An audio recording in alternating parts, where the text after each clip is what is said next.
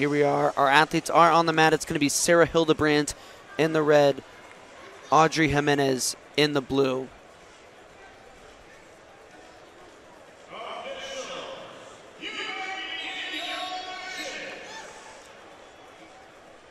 Hildebrandt immediately coming out, taking ground.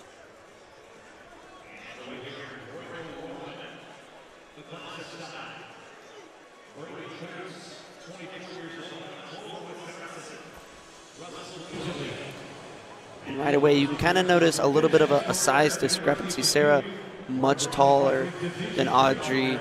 I don't think Audrey struggles to make 50 kilograms. Sarah, very disciplined with her weight cut. She has competed up, up at 55 kilos even before. Really feels at home at 50 kilograms though, and she uses her size and her strength to her advantage.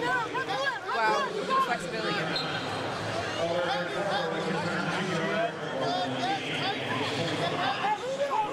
Yeah, it's no surprise Hildebrandt does make it. She does cut weight. She does have to be disciplined. But lately she's been able to use science to improve that weight cut and to be able to compete a little bit more comfortably at this weight class. Nice defense there from Hildebrandt not to give up points. Jimenez close to scoring on that single.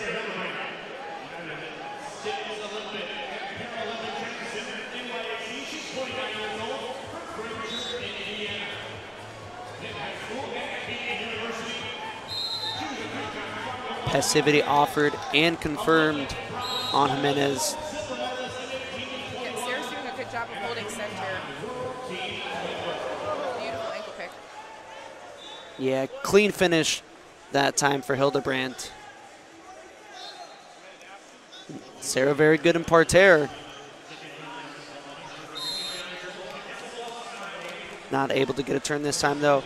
The official stands him back up. They walk to the center. 1:16 to go here in the first period.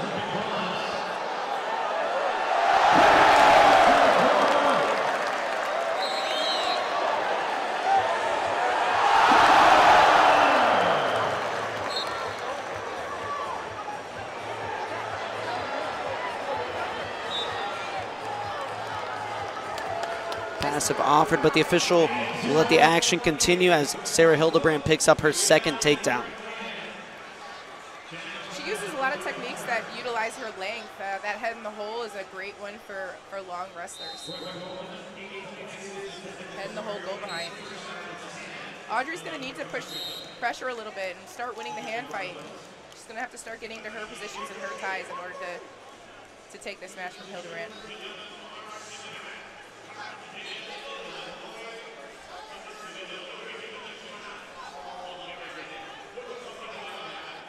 Another head and hold behind. Another.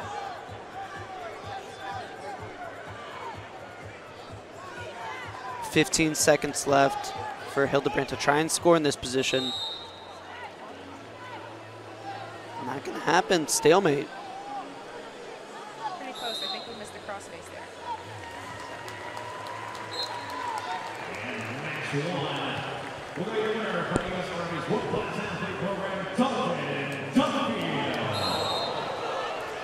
That does it for the first period. The two takedowns for Sarah Hildebrandt makes the score 4-0.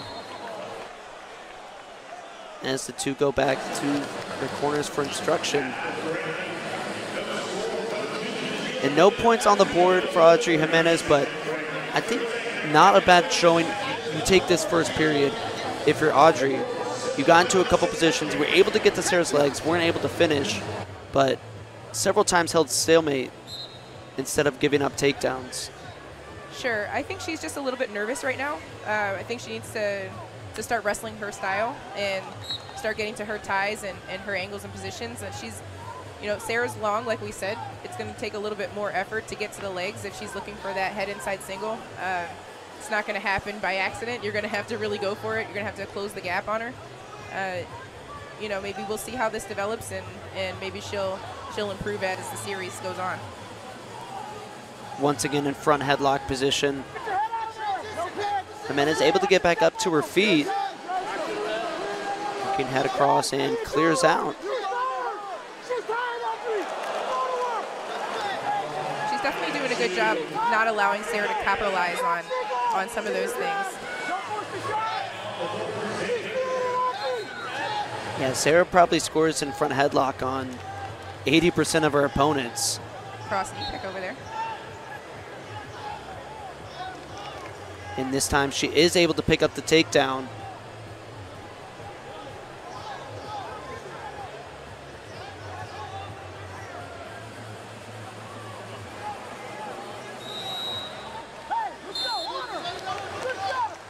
Once again, the parterre defense from Jimenez holds off a turn from Hildebrandt.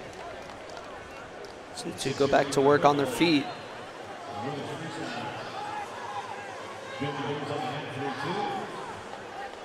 And that go behind a little bit easier for Sarah to get to. I think she's feeling it now, up 8 points. Yeah, Audrey, like a lot of young wrestlers, she's putting herself in the same position and not being able to adjust on the spot. And it's a challenge. It's a veteran skill to be able to adjust fire within the match. Mm-hmm.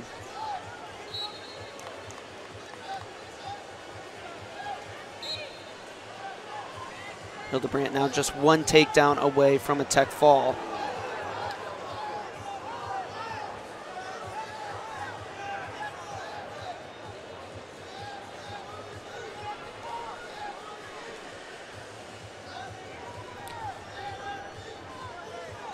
Jimenez clearing out of the front headlock.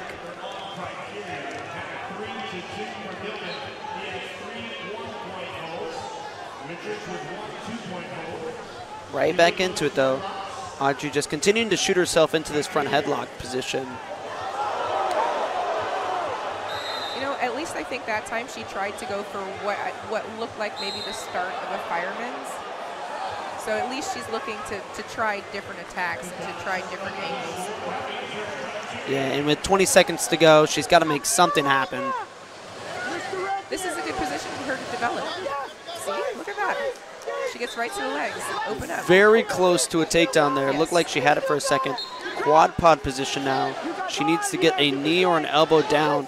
That right knee just hovering above the mat for Sarah. And 2 offered, but I don't think it's going to be confirmed. Time is going to run out. So 8-0, Sarah Hildebrandt takes match 1. A dominating performance from Sarah, but like we said, there were flashes from Audrey where you could see she's got something to build on there. Absolutely, and that last effort is a peek at what she's capable of if she were to get out of her own way mentally. And that can give you a little bit of confidence heading into match 2. Absolutely, absolutely. If she starts off that way, we might see a few more points on the board for Audrey. We're going to take a look here at some of the action from match 1. A beautiful ankle pick from Sarah Hildebrandt. Honestly, her cleanest attack. After that, it was all the go-behinds for Sarah Hildebrandt. And welcome back. We are moving up to 53 kilograms, where it's Katie Gomez taking on Dominique Parrish. Another example of a seasoned veteran versus a younger up-and-comer. Dom Parrish, your reigning world champion at the weight. Katie Gomez, your U.S. Open champion at just 19 years old. Yeah, it's another matchup of veteran versus, it's world champion versus multiple youth world medalists. Mm-hmm. So all of the young athletes that we have here going against our senior level veterans and senior level world medalists and Olympic medalists are all age group medalists, multiple time age group, U17, U20, U23. They've all done an amazing job of medaling at their age group, and it'd be interesting to see who breaks through. This is the first meeting between these two. Both ladies from California.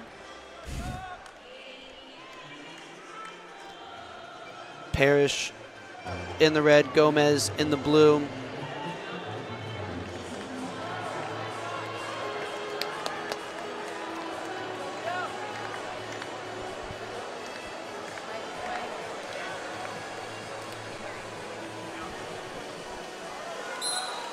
And we are underway. Dom Parrish coming out early with a hard hand fight.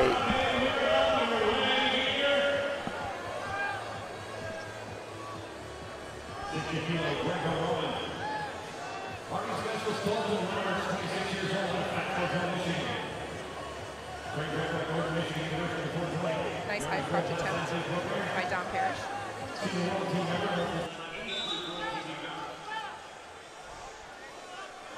Crossbody shot from Gomez. She's got her hands around Parrish's right leg.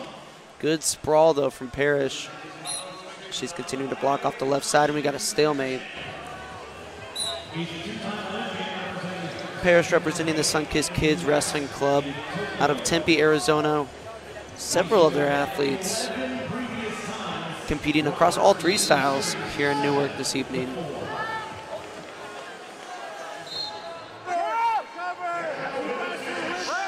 Nice transition for Dom Parrish right there.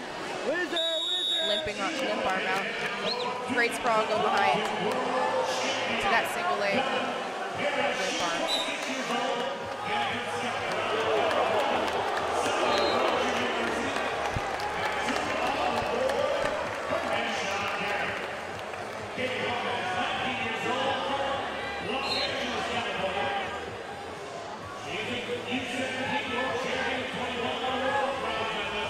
Nice single leg by Gomez. Close shin wizard defense from Parrish. And a quick stalemate, so no points. Nice entry by Gomez on that single, though. Oh. Wow, that's a tough position to come out of. Getting pancaked right to her back. Yeah, I think Gomez was almost surprised at how deep she got in. And Parrish, just too much strength, too much power, pancaked Gomez over to her back. And she's going to take match 1 by fall. Even in that short period of time, Dom Parrish just showing amazing hip strength. Great sprawls, great hips. Yeah, you know, Gomez cleanly got past her head hands defense, but line number 3 is hips. Ran into that brick wall right yes. there. We are going to go to replay. Look at the action here. This was all Dom Parrish, and there you see her taking Gomez to the back and picking up the fall.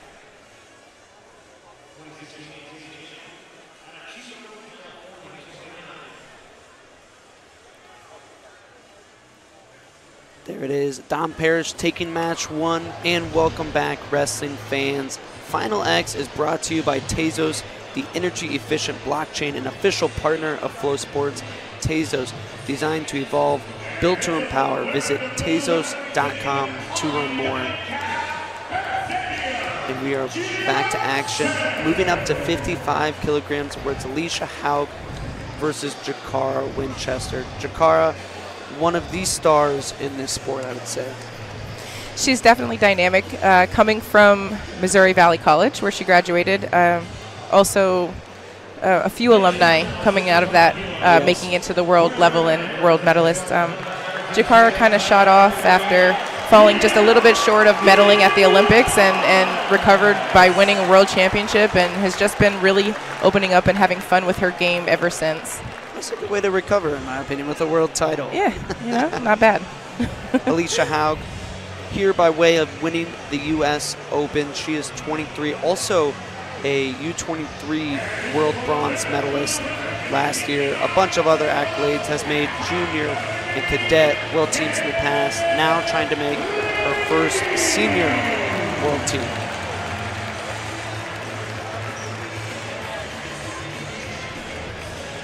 These two have a little bit of history. Jakara currently leads the series 3 matches to none. The first time they met was back in 2019 at the U.S. Open. Jakara won that one 10-0. Then at the Captain's Cup in 2021, Jakara won that one as well 10-0. And then at 2022 World Team Challenge Tournament semifinals, Winchester won that one 11-0. So Haug has not been able to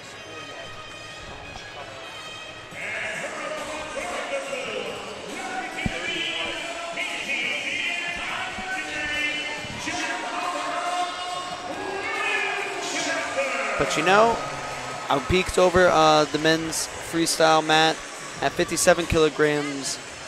Zane Richards was in a similar position against Thomas Gilman, had never beaten him, had gotten teched by him multiple times, and he took match 1. So somebody as good as Alicia Hauck, you cannot counter out of this match just because Jakara has won the past 3 times. You never know when that moment's going to come where you're going to turn it over and you're no longer going to lose. I mean, I lost to Sally Roberts for 10 years straight and then won at the very end, you know? I mean, did go on to win a world medal after that. So once you open up, you open up. Absolutely. Jakara coming out left side underhook. Taking out to the zone. Nice pinch headlock throw by. Absolutely.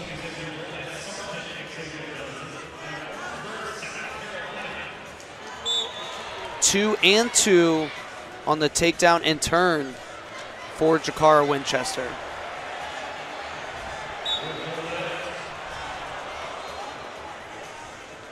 Alicia Hauck, originally hailing from Blue Springs, Missouri, has been wrestling since she's 4 years old. She just wanted to do everything that her brothers wanted to do. She has 3 older brothers that wrestle and wanted to follow in their footsteps.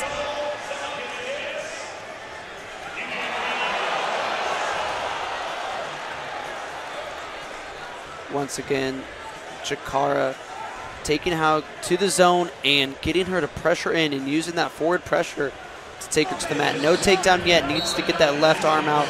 There she's able to do it. Running a bar on the right side.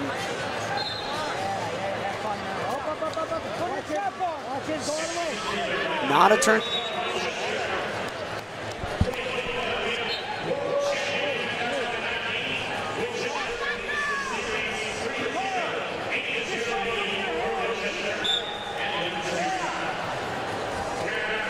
So Jakara just now 1 takedown away from a tech fall already halfway through this first period.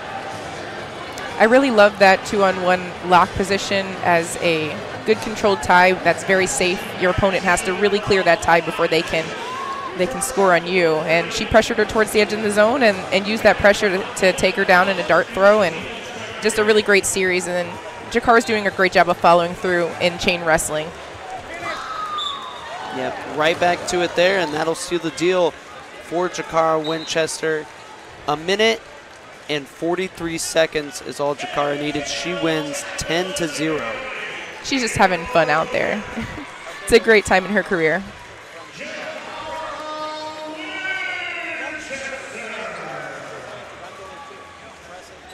Performance for the champion in match 1. We're going to take a quick look at some of that action.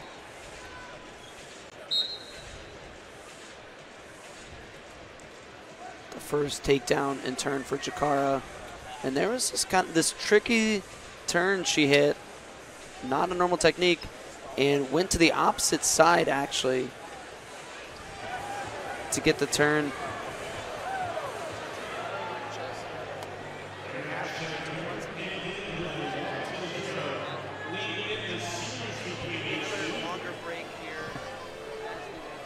This round of Greco-Roman and men's freestyle matches to finish up, but don't go anywhere when we return. It'll be 59 kilograms. Remember, no 57 this round. Helen Morales getting a delay in her wrestle off.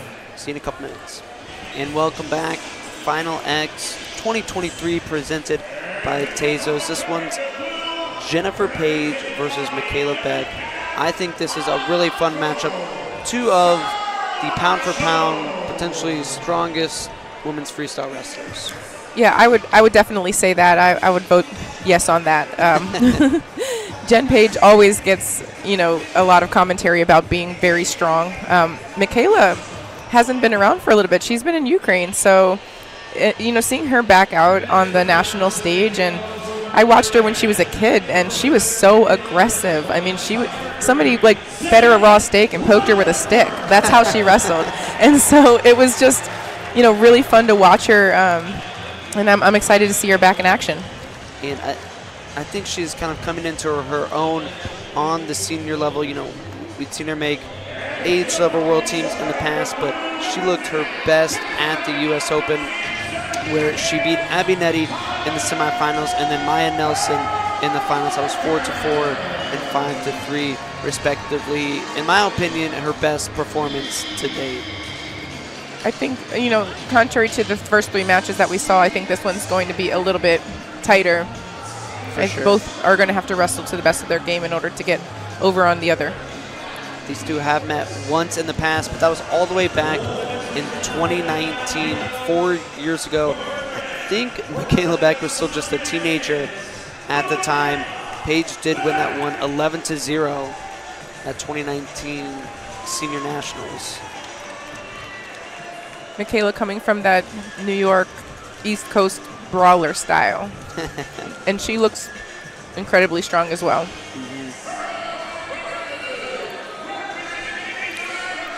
Good smile and energy from Jen Page coming in. That's a good mindset change for her.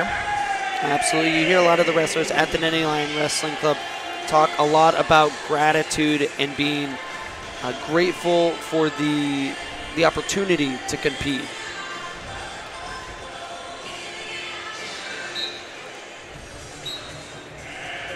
In the past, Paige has been able to get frustrated and has maybe dropped some matches that she would be capable of winning. And it'd be interesting to see if Michaela can push her to that mental edge. Hard face palms from each wrestler and clubs. This match already living up to the expected physicality hype.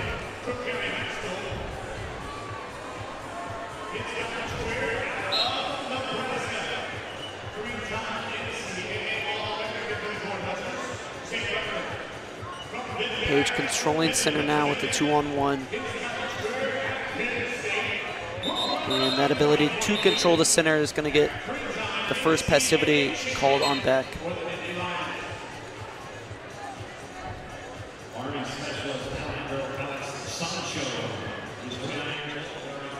A lot of competitors going to that 2-on-1.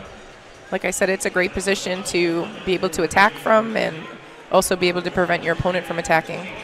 Absolutely, and here we see Paige using it to attack the takedown and the gut wrench for 2 more.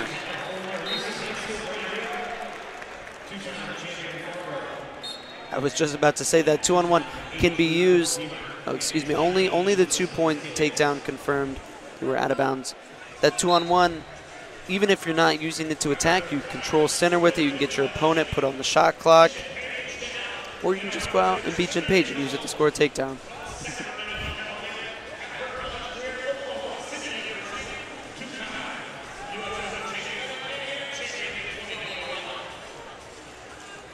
Jen Page now at the Nittany Lion Wrestling Club, but I don't know if there's any interviews out there for her knee injury. She was homeless at some point during her knee injury, and I want to know more about that. I am unaware of this story. I have to hunt this down. Yeah, she wrote it in one of her answers, and I'm really interested to see what that was all about. She always comes out looking so put together, so, you know, it'd be nice to get into the details about some of these struggles and hardships that these athletes go through. For sure. And Paige using the 2-on-1 forward pressure to tack on another step out, increasing her lead to 3 points.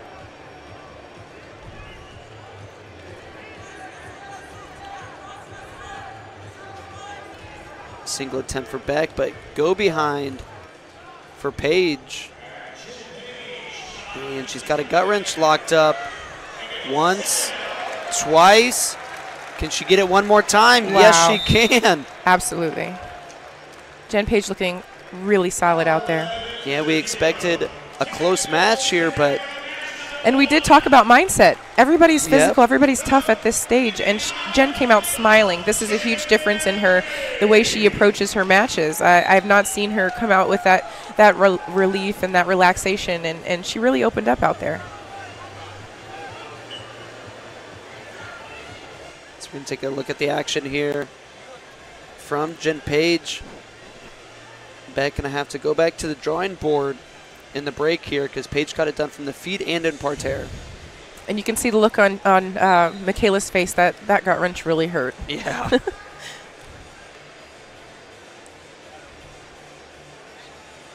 No doubt. So we are going to have another long break here on the women's freestyle mat.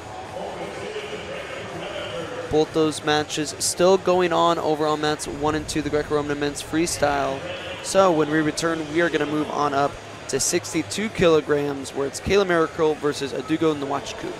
So we've seen a couple quicker matches these past couple tech falls.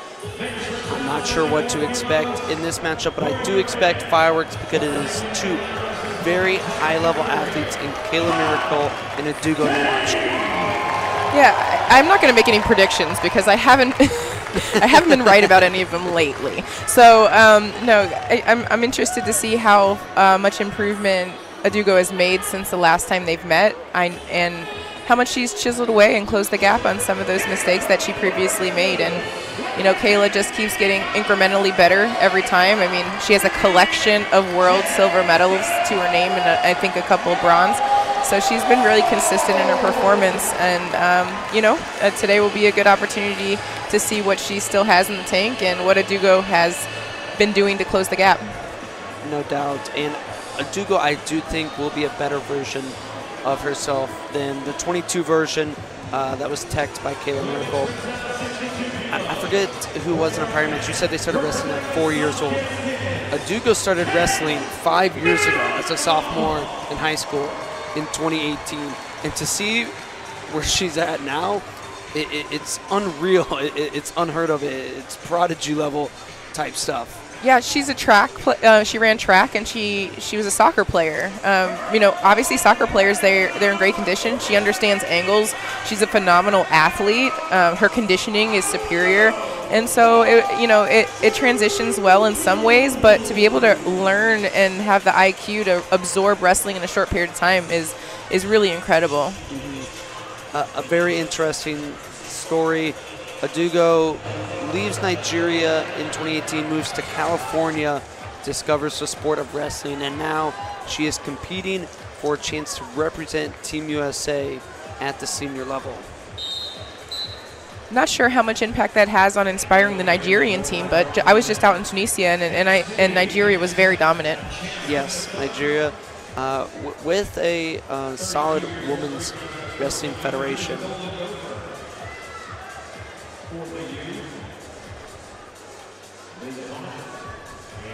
Kayla Miracle, another sun-kissed kids athlete here. Not the first one we've seen. This evening won't be the last.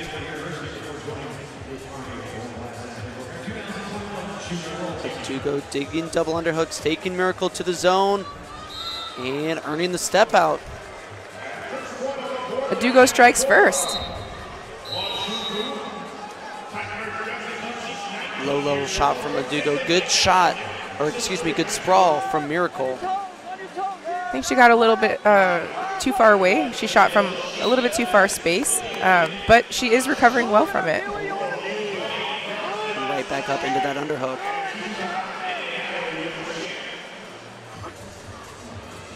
Nwachukwu representing William Penn University.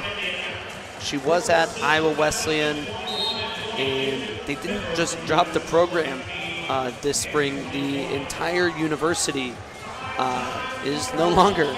So Nwachukwu and her coaches in the corner, Jake Cadle, Cash Wilkie, packed up and moved across the state to William Penn. She made a smart decision. She followed the same coaches, and she wanted to stay as consistent as possible with continuing her progress. Absolutely. Clearly has a good thing going, and if it's not broke, don't fix it.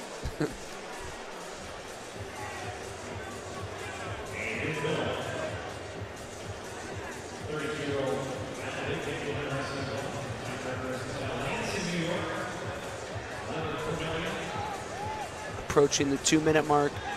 Nwachukwu still up 1-0. Pace slowing down just a little bit after that first step out.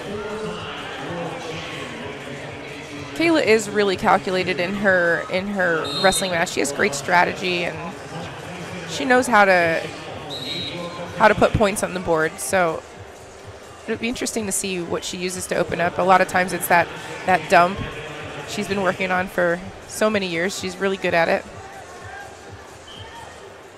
And we go for an arm spin. See? Wow, we're really opening up here. You know, actually, I was talking to Kayla at the press conference yesterday. Oh, and it's going to be 1 point on the step out and caution in 1 for the flea as well. So Miracle will take the lead outright, 2-1.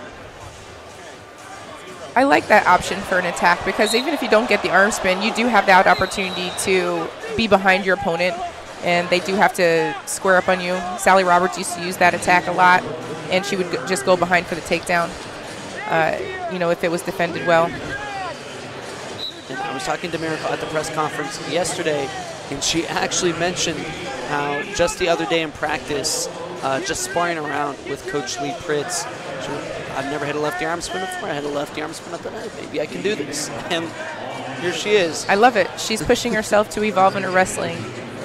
And that's what it takes. You know, even though she's a world medalist, she's continuing to evolve her game and get better and trying to bring home that world gold. And I think, you know, that's what she has to do if she's going to stay in front of young athletes like Adugo. So we go into the break. The first break, the period break we've seen in a couple matches, Kayla Miracle up 2-1. The two trading step outs, but the caution in 1, the difference maker right now for Miracle. Adugo came out strong on the first whistle. We'll see if she chooses to do so at the break. Looking for a shot. Beautiful. And there's that dump. Yep. No points yet. Good defense so far from Nwachku. And there is the takedown from Kayla. Great grit, determination to really stick with that takedown and get it. In a trap arm, this could be trouble for Nwachku. And this is where she was before. This is how she got teched before. Kayla's been doing that move for a long time, and she's been really successful at it, you know, all the way up to the world level, and has meddled with those techniques. So it's nice to see her open up in the beginning with just something that she hasn't done before, and then when she's pressured, she goes right back to what she feels good. The bread and butter. Nwachku able to get that arm free, only give up 1 trap arm gut before the official stands him up, but Kayla Miracle now with a much more comfortable 6-1 lead.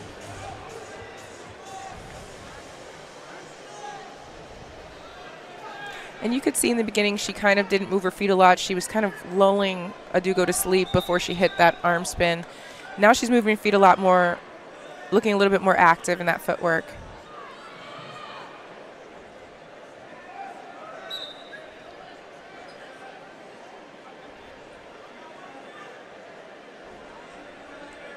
Heavy pressure here from Nwachku.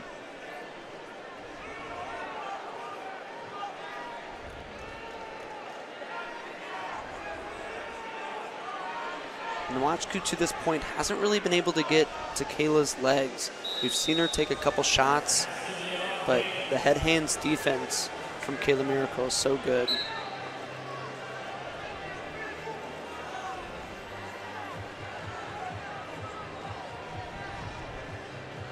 It's an opinion, but, you know, I think for some of the younger athletes to literally close the gap on the higher, the older, or the more veteran competition would be a good strategy. A lot of them are a little bit afraid to engage in, you know, closing the gap and going into those ties and working in close contact. And I think putting pressure on anybody is going to be more successful in wrestling. And here we go. She's in a tie-up now.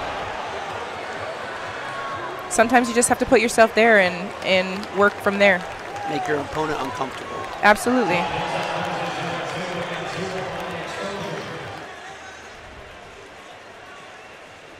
.30 seconds. Miracle still up 6-1 and on the attack. And quarter Nelson defense from Nwachku. I know that didn't feel good for Kayla, but she holds on, doesn't give up any exposure. I think there you got to reach back and attack the hand, break the grip. But as you can see, that strategy to pressure her a little bit more, she's a little bit closer to scoring. We're not going to be able to score on some of our best competition just with no setup and just in a lot of space. that's something we got to work on a little bit if we want to take some of these really close or take some of these upset matches, I would say. So Nwachukwu comes out, scores the first point, but Kayla Miracle scores the last 6. She wins 6-1 and takes match 1. You know what I love about this? This is absolutely an improvement for Adugo since the last time. Oh, actually, on both girls, on both athletes, they improved in their wrestling noticeably in that match. And we're going to cut to replay. Take a look at the action here. Here was that arm spin that I don't know who saw coming outside of the Sunkissed Kids wrestling room.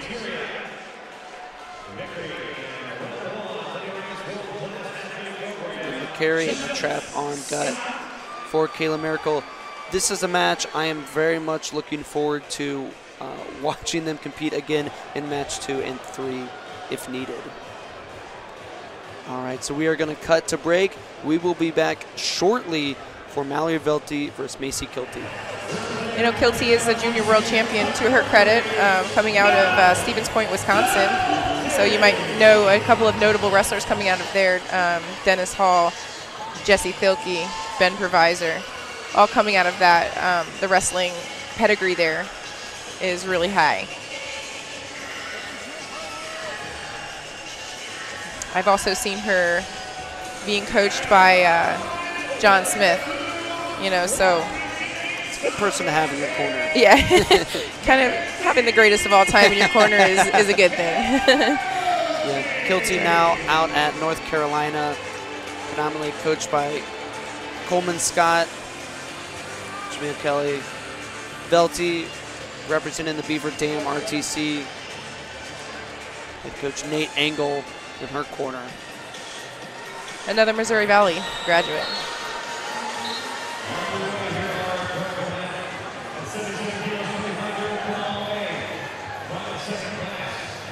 We are underway. A lot of motion from Velty here early.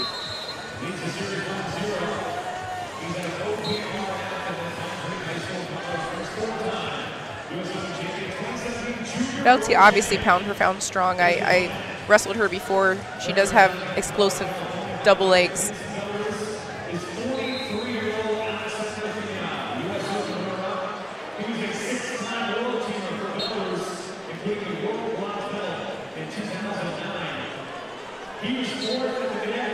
Kilty looking for that 2-on-1. And passive offered and confirmed on Kilty. Just her first.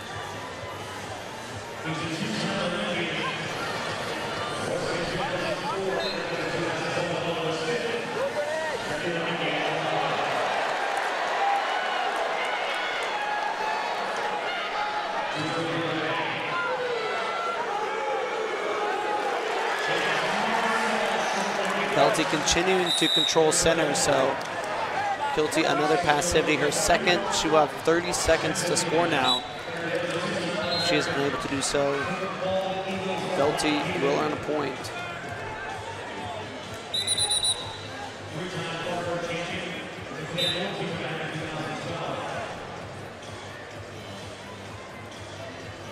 Velty's really hard to move, so that 30 seconds is a lot of pressure. So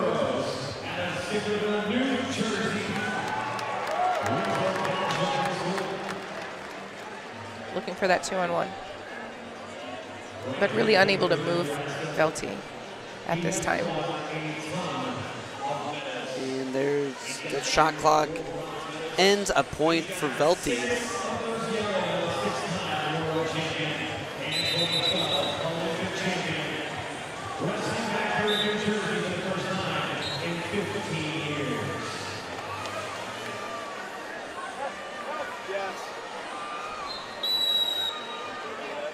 Now it's Velty getting hit for passivity. Less than a minute to go. Haven't really seen a committed attack from either wrestler. Just as I say that, Kilty looks for Velty's right leg. Just a lot of hard hand fighting here in the first so far. I think because both are very hard to move, they have really strong position. It's going to be a really great setup and a good calculated attack. I like where Kilty is going with the push-out idea because that may be her opportunity to chip away and get some points on the board.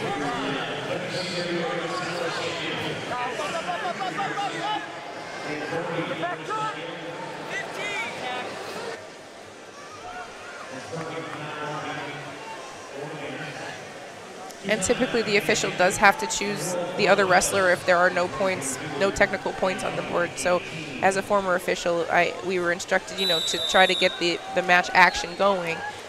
You know, when competitors are familiar with each other, sometimes we see these close matches. Yep, and not just familiar. I know there's a big mutual respect between both of these women. They know how costly an errant shot can be.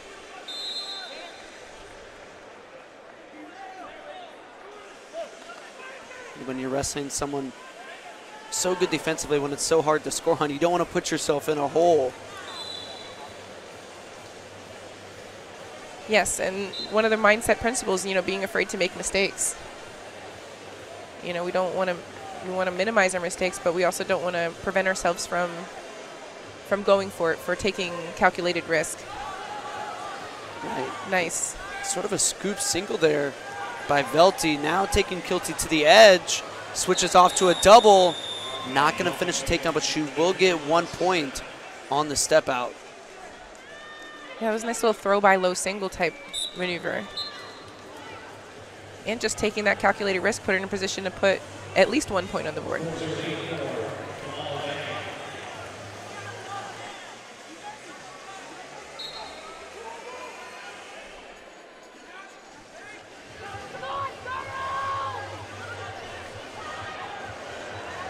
Good 2-on-1 defense. I haven't seen that defense yet, and it is the one that I would go to as well, is peeling that top hand. Yep, for sure.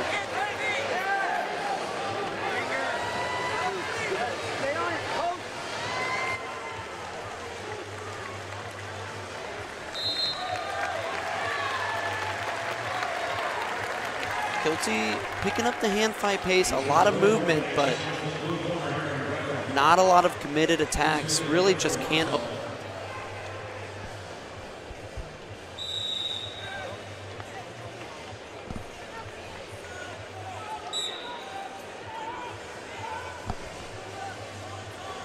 I think as the match progresses, where the originally strong position may be looking a little bit more wobbly because, you know, fatigue sets in, and that's when we're able to put our pressure on our opponents and get them out of position and get them out of stance. And I think that is something Kilty's working on right there. She is moving Velti a lot more, and is very close. It's a very close match. I mean, she is one takedown away from being in her favor. Back to that snatch single is Velti. This time Kilty able to sprawl. And are we going to get grounded or 1 point here? Ooh.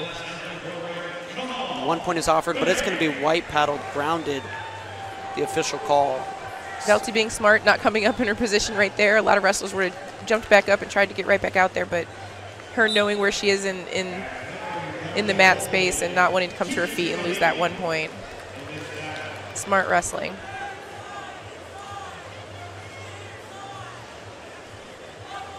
Kilty working the head, switching to the underhook.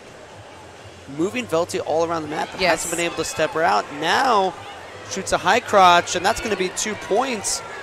Kilty takes the lead late. She's making progress. She was working hard in the beginning, and she continued to work hard throughout the entire match. And Velti in danger of giving up a fall here. The North Carolina corner wants it. And I think she's obviously going to be a little bit fatigued, and it's late. It's 14 seconds left. I mean, confirmed, offered and confirmed. Macy Kilty by fall. And I said she wasn't taking a whole lot of text, but she was constantly hand fighting, pulling on the head, and I think that really wore Velti down. Absolutely. You started to see Velti stumble over her feet a little bit as she started, and that's not, anybody would be with that type of pressure that Kilty was putting on. No doubt. So a good first period for Velti, but Macy Kilty closes out match 1 in a big way with a pin. Conditioning a huge factor. Well done for Macy Kilty. So we're going to cut to a replay, take a look at the action.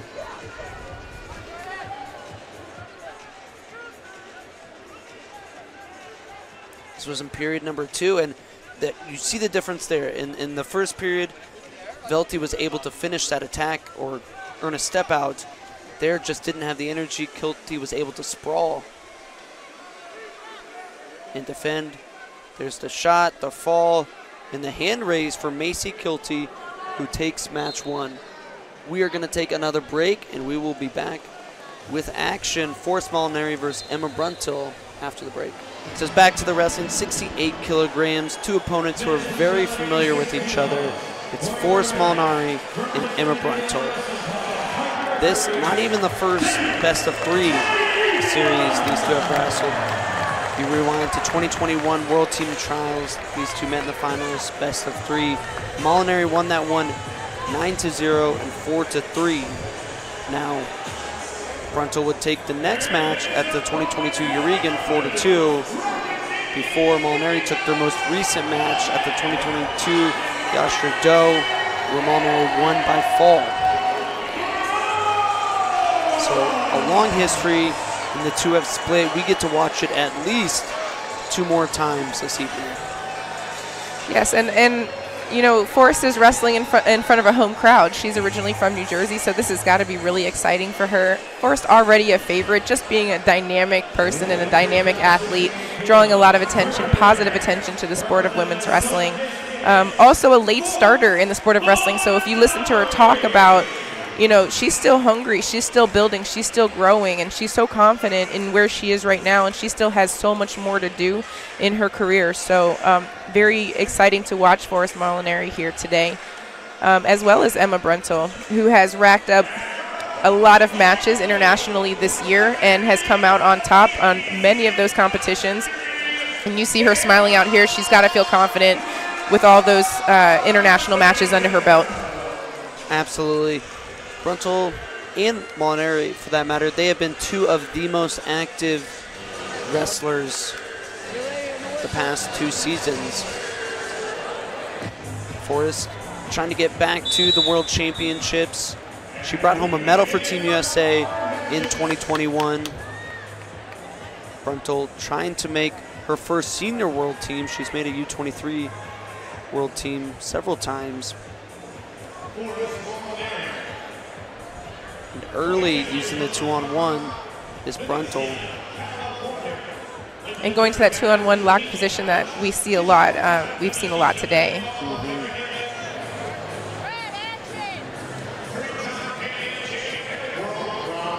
Should be a really physical match. I mean, if you follow Emma Bruntill, you can see that she does a lot of damage to her face at times and is representing a facial brand.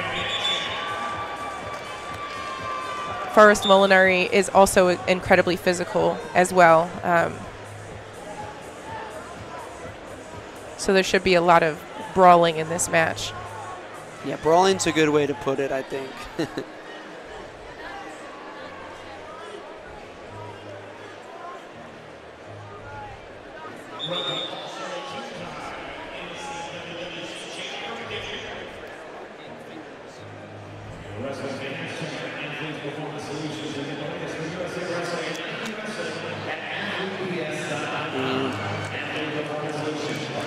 Bruntill with a little gear mishap here.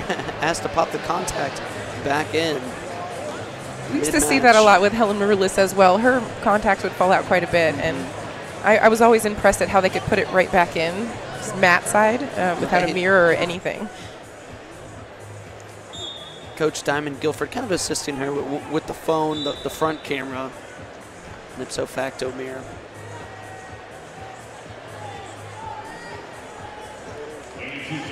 Mark Perry in the corner for Forrest Molinari, a Sunkissed Kids Wrestling Club athlete out there in Tempe.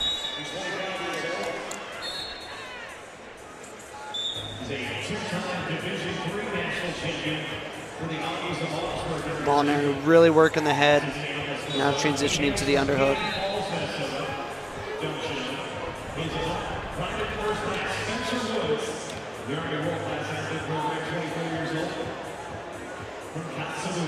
And again, we're seeing with the higher weights that are a little bit more familiar with each other, it's a bit hard in the early part of the match to move the opponent out of position.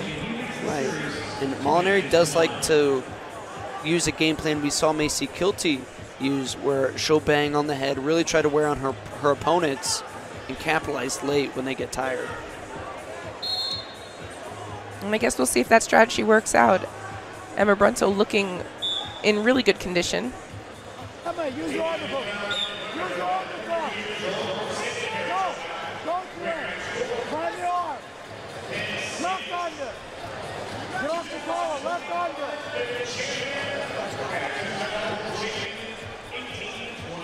There is the shot clock point for Molinari.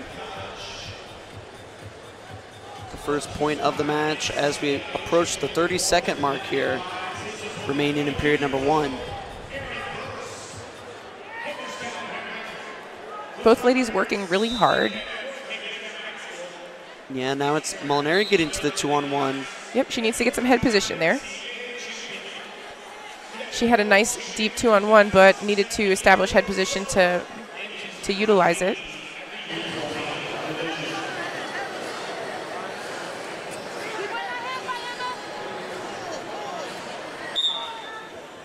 That does it for period number 1. We go into the break. Forrest Molinari up 1-0. Whole lot of game planning there in period number 1. Not a whole lot of action. It's a lot of locking antlers. Yes. But I think similar to our last match, we'll see things open up here a little bit in period number 2.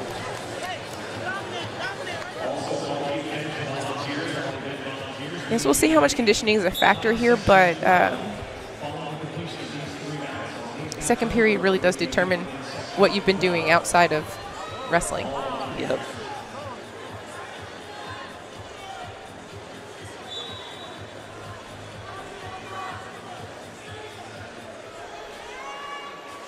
Molinari so heavy on the head. And Brunto really trying to work this 2-on-1, but Oop, she's going to need to tabletop that. Forrest She's dropping going to try to down keep to that the whizzer, leg. and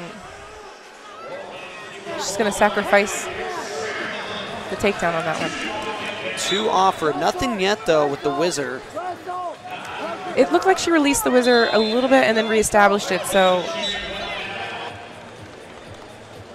did we get confirmation? Grounded, no points. Molinari wants to, but grounded the right call.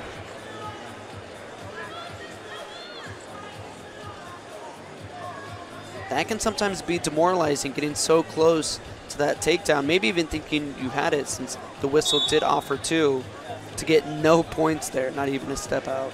Absolutely. It will go into factor in terms of what Molinari's mindset was. Does she think the referee cheated her out of 2 points, or did she want to confirm whether she received 2 points to know where she was in terms of strategy? Same position here now, as Brunto hits a slide by and looks for the ankle, but Molinari just drops down to the leg and shelves it on the far side. No points yet. Brunto's going to have to get that right leg out if she wants to score this. And her leg not in great position, and sometimes for women's wrestling, it looks scarier than it actually is. We are quite flexible in the hip girdle, and Yes. and our knees can take a little bit of wear and tear. Does look like she's a little tender on that foot, though, on that leg.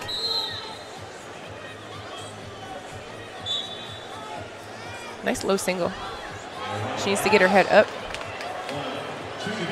Post to get your head up and come out the back door.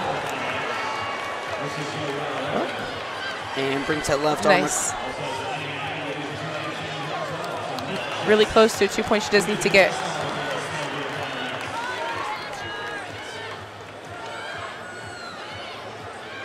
And then With 2 and 2 more on the exposure as well. in a Navy ride position right here, and possibly another 2. 2 confirmed, yes, 2 more. Huge sequence for Emma Brunto. And a series that Terry Steiner teaches quite a bit in the room.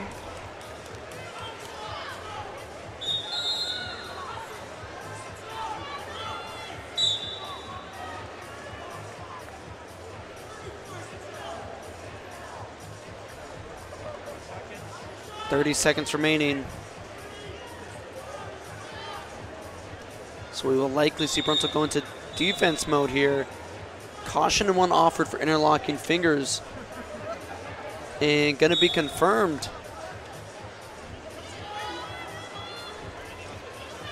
Crossbody shot from Molinari. Good sprawl from Bruntel.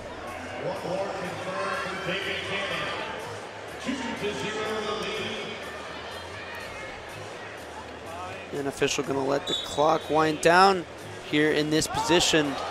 Emma Bruntel takes match 1, 6-3. It was one sequence where she got it done. The takedown, the turn, and the turn from the Navy ride position.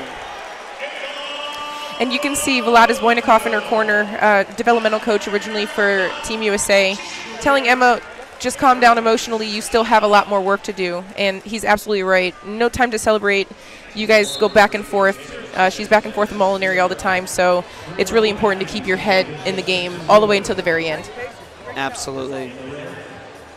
We're going to take a look at the action here from match 1. Here's that low single finish from Bruntel. Did a nice job with her head position there on that single, and Molinari just couldn't crawl forward and free herself from this Navy ride position. Not before giving up 2 turns. We are back here. Final X, round 1. This time 72 kilograms.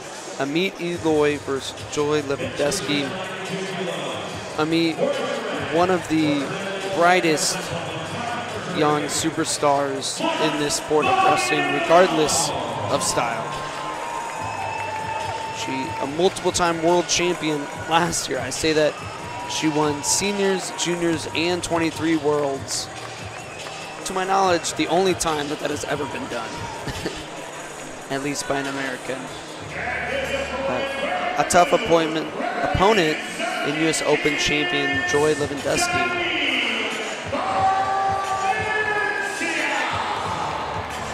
Amit is also the youngest world champion in current USA Wrestling history at the age of 18. I think beating Kyle Snyder, who was 19, at the World Championships in 2015.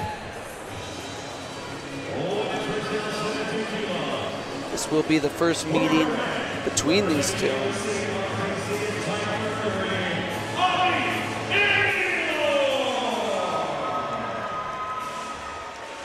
Amit, just 19 years old now. I know, to put in perspective how young she is, she missed the cutoff for the Olympic trials because she was too young. She was not allowed to wrestle at the Olympic trials in 2021. Joy Lewandowski has come a long way. I've known this young lady since she was a kid. And to see her walking out is quite amazing, and it's a testament to how hard she's been working. And I know she's placed All-American a couple of times at Fargo, and I know she wasn't really truly happy about 2 8th place finishes, and I think in a 4th place finish. I know she was really looking to get that 3rd place, or at least to take a medal or a larger stop sign that year, but has had a successful college career and has obviously now been making some great strides on the senior level. Yeah, and you can see clear progression throughout Joy's career, like you said, from taking 8th to Fargo to NAI runner-up this year for Southern Oregon to U.S. Open champion several months later. Absolutely, and you can see she's also similar to Hildebrandt in her weight class. I don't know if she really cuts that much weight per se, but she is very long and lean in her weight. Amit controlling the pace here early, looking for a takedown now from the quad pod position, and there it is. Amit Eloy scores first.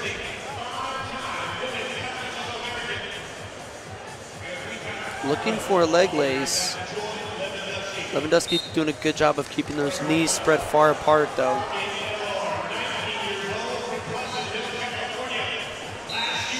Okay, so we do have a little discrepancy on how long Amit Eloy has been wrestling. She actually originally was a judo player that transition. But I just recently heard an interview where she said she started wrestling at 4 years old as well. So I'm not sure when she started wrestling, but she was definitely involved in hand-to-hand combat or combat sports, you know, at a very young age.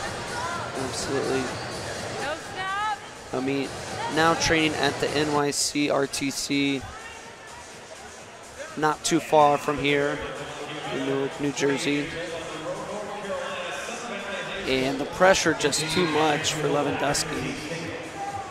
Yes, and that's something we spoke about a little bit earlier. Amit didn't give her any space, so when she level changed, she felt that level change and was able to meet and pressure her.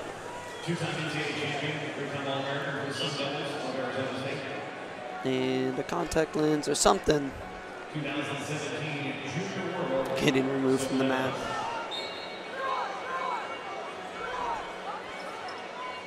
Talking about having elite level training partners and being surrounded by some of the greatest athletes in the world, Amit's training partner and you know, workout partners are Elena Preshkova and Helen Maroulis. So it's no surprise that she's been able to really come a long way, or at least stay consistent in her performance. Yeah, most of the athletes we've seen here this evening, or this afternoon rather, you know, went the college route and did that for 4 or 5 years. Amit said, no, that's not for me. I have bigger goals, bigger aspirations to achieve my world and Olympic dreams. I need to go straight to the NYC RTC.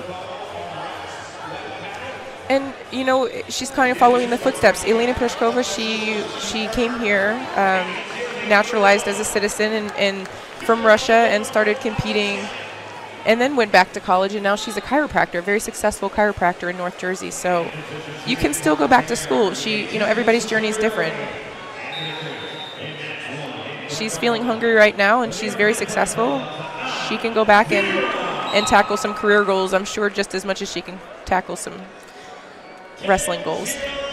Absolutely, and she is one step closer to achieving the next thing on her goal list, another world title. As she wins match 1, 10-0, she'll need to win one more match here at Final X to be back on the world team. And we are back with our final match here of round number 1, Kennedy Blades versus Adeline Gray. Maybe the marquee matchup of the evening, which is a crazy thing to say when Kennedy Blades teched Adeline Gray 12-2 in the US Open Finals. Both the improvement we saw from Adeline Gray from the Open to the World Team Trials, it really is still such an intriguing matchup. Adeline coming back after having twins has to be one of the most epic comebacks of all time. It has to be. Because I came back, you know, from pregnancy, and I had Evelyn, and I know it took me like 2 years to get back into any type of shape to compete. And eventually you do come back stronger and better than you did before. That mom strength is definitely real, but she kept herself close to the fire and was able to come back and recover very quickly, and it's very impressive. Only 10 months postpartum for Adeline Gray. Kennedy Blades, definitely one of these young superstars that we've been seeing and been talking about here this afternoon. She's a junior world champion, a cadet world champion, and now trying to get her senior world title. Kennedy's also an alumni of Wyoming Seminary Preparatory School, so she was coached by Chad Van Diver, and actually head coach his wife, Erin Van Diver, or formerly Erin Tomio, over there in Pennsylvania. Blades originally from Chicago.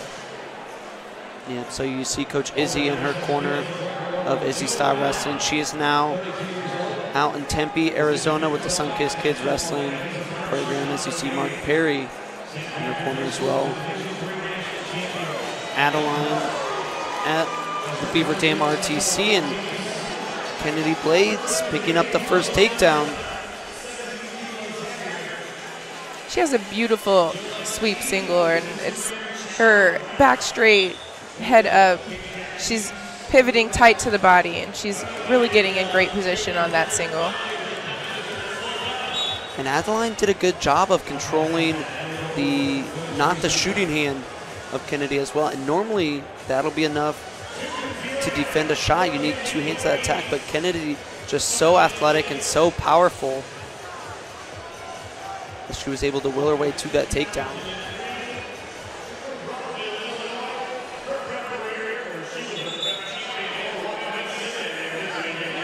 It was really interesting to listen to Kennedy's interview. She was one of the only that I noticed that focused on a lot on what was going to come at her. And obviously she has to respect Adeline Gray and her credentials and her, and so she really did spend a lot of time picking apart a lot of the things that Adeline did, and I think probably effectively turned him into maybe a confidence booster by working on those positions in the room.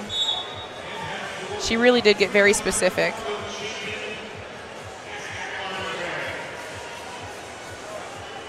Double attempt from Blades, but Adeline was able to dig that underhook and pull Kennedy up. And Adeline phenomenal in those underhooks.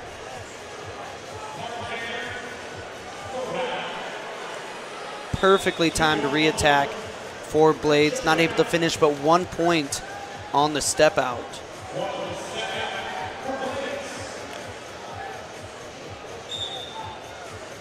Adeline threatened a step in single, and that little bit of movement was all that Blades needed to then get to Adeline's legs. As Adeline gets warned for interlocking fingers, just a verbal. The next one will be a caution and 1.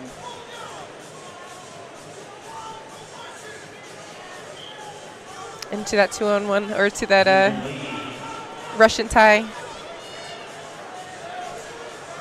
Kennedy able to limp knee, her knee out, and now step over top. Adeline's going to have to get that left leg out.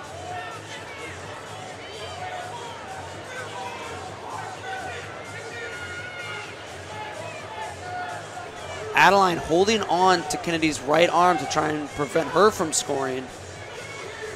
And this position is really interesting. It's a great situation go that we see in the wrestling room at the Olympic Training Center. The person who gets height and pressure the best is going to win that position, and both ladies doing a great job with that, and so we see a stalemate now.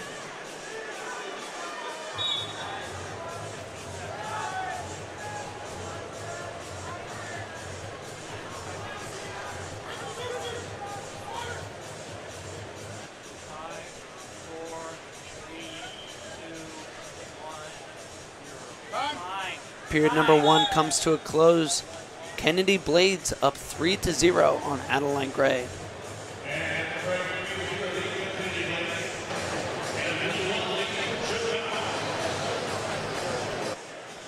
And you see her sister Geneva Gray, who has been her training partner and support system for Adeline, is the oldest of 4 sisters, and Geneva's been by her side through a lot of her career and through a lot of her successes. Karina also is the sister of Kennedy Blades, is also a wrestler. Both girls started off doing jiu-jitsu and then got into wrestling. Dad made them choose between one or the other because as a young athlete, he didn't want them to put too much wear and tear on their body, and both chose wrestling. Caution and 1 going to be called on Adeline. So another point on the board for Kennedy Blades for interlocking fingers. And I am selfishly glad that the Blades sisters chose wrestling over jiu-jitsu. I think the world is selfishly glad that they chose wrestling as well, in representing Rudis brand very well as brand ambassadors and sponsored athletes. And there was that single leg you were talking about. 4 Blades not able to finish, but once again, still getting the step out. She really does pivot well close to the body. It's incredibly important you stay close to the body, any distance, and just enough distance where she's not getting hipped or bumped over, but has a good, butt low, back straight, head up is what we want to see. Mm-hmm.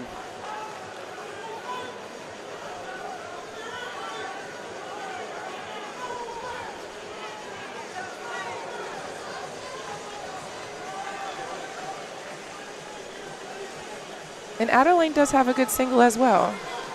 Normally she goes from 2-1 to a nice peek out. Beautiful. And to a score. Okay. Good job. And Coach Perry saying that's okay to Blades, but we've seen Adeline come back absolutely countless times in her career, so there's a lot of time no left lead on the is clock. safe. Yes. There's a lot of time left on the clock. And now Kennedy getting warned for interlocking fingers. An outside shot from Blades. And she's long and is still able to get her hands clasped, but not a great shot from distance. No, a little bit difficult to get extended in that position. She is so long that she is able to lock her hands around that leg and prevent Adeline from coming behind. And now the two scrambling, but Adeline coming out of this position on top and immediately going to work with the bar. Yeah, I think that's a little bit of youth excitement, youth fire right there. If I were Kennedy, I don't know if I would have taken that that non-calculated shot. It wasn't set up well, and she kind of just dove in there too. We see sometimes young athletes rushing into positions that they don't necessarily need to be in. And you know, if I were Kennedy, I'd go back and look at that one and say maybe we didn't need to do that. We could have hand fought a little bit and looked for a better setup. And a trainer now coming out to have a look at Kennedy. I'm not exactly sure what they're having to look at. Maybe the right shoulder that Adeline was running the bar on.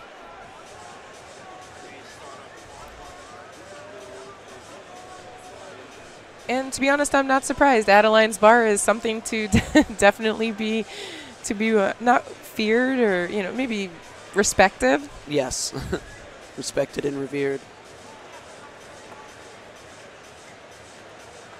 And it'll be interesting to see how Kennedy is able to respond now. She still is in the lead, but she's given up 4 straight points, and the momentum has shifted into Adeline's favor. And in this moment, Kennedy is probably pressing the reset button. You know, I mean, taking that, you know, it's not great to get hurt or tweaked in a match, but, you know, maybe taking a chance to press the reset button and figure out how you're going to play that last 50 seconds of your match.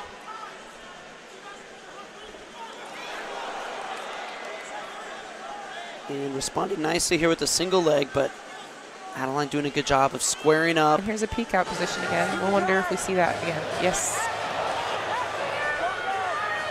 I think Blades knew it might have been coming this time. You know, knowing Lee James, I would have hit it one more time. Yes. But Adeline is much more successful than I was in my career, and we'll see.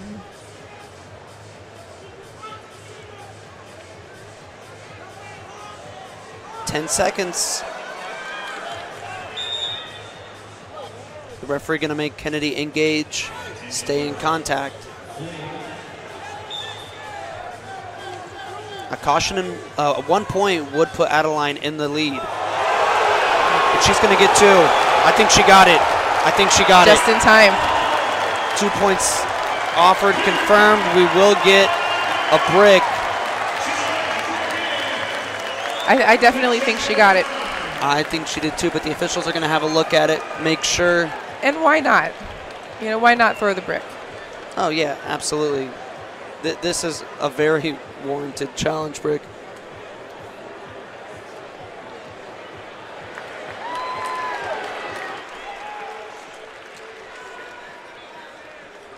They're showing the replay up on the big screen here in the Prudential Center. And it looks like Adeline has the takedown with 1 second left. Man, Adeline Gray with another comeback.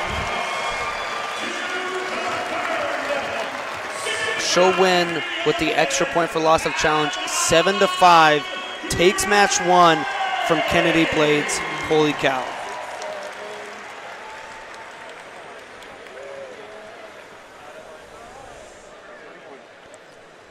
And that's why she's a 6-time world champion and Olympic medalist. It's things like that. Knowing the situation, knowing what she had to do, and getting the points when she had to. Yes, and you can see just she made great decisions every single step of her match, and it really did come down to not hitting the peek out and hitting the peek out, or diving into a shot and not diving into a shot, and wrestling to the very last second and knowing what you needed.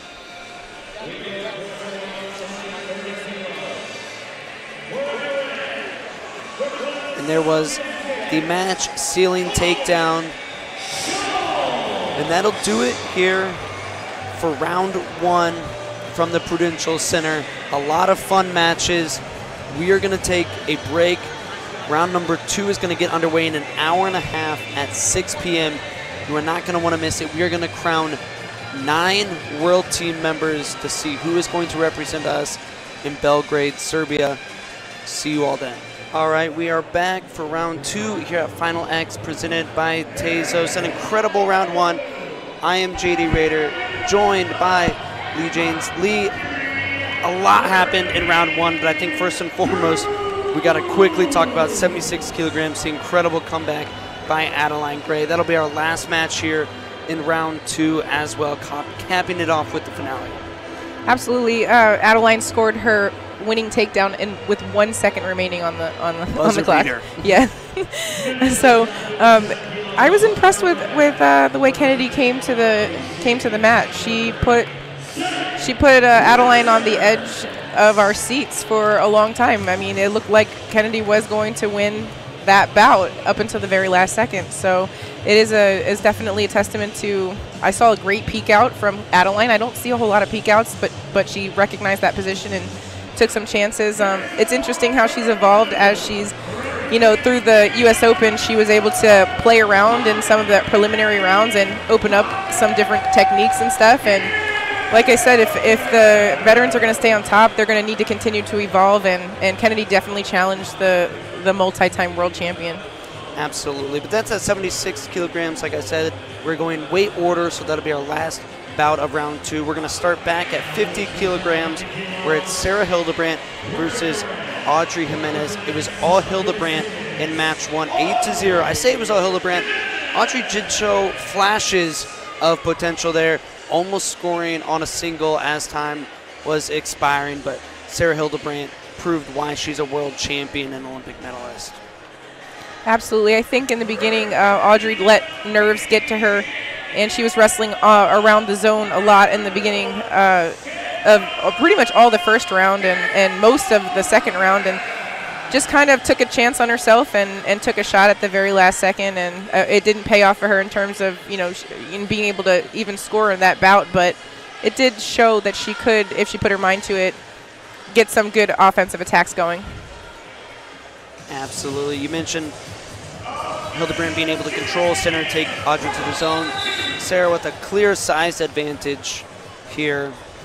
We'll see if she uses that again here in match 2.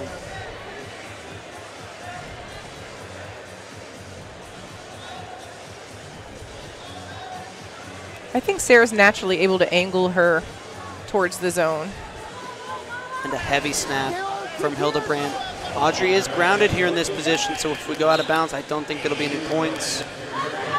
Correct, grounded is confirmed. Smart play there by Audrey not to pop up to her feet in the zone.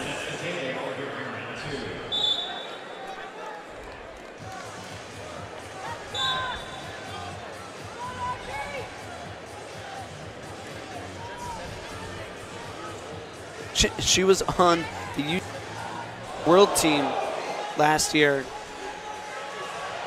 Brought home a U20 World Silver Medal. Now attempting to make the Senior World Team.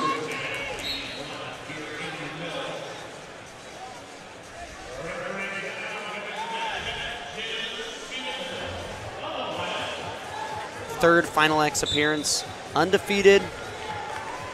7-0 now with the win over Audrey in round 1.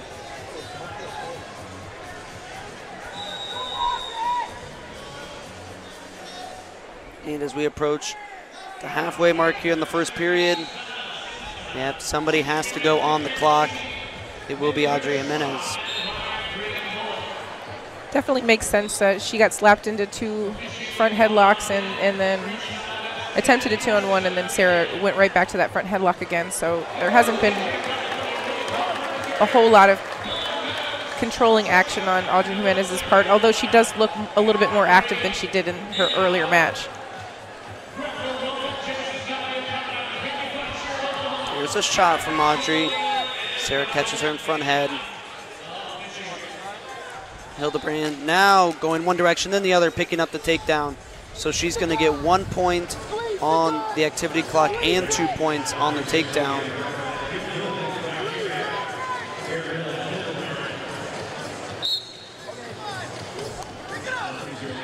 Jimenez, kind of like you mentioned, being a little bit more patient here in match 2, not forcing the shots.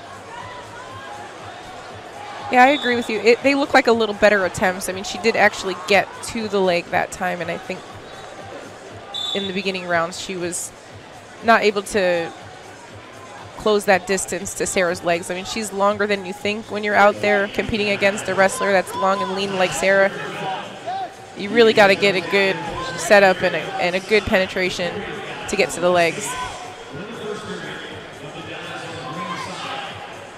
Heavy snaps and a nice shuck by Hildebrand. 2 more points here late in period number 1.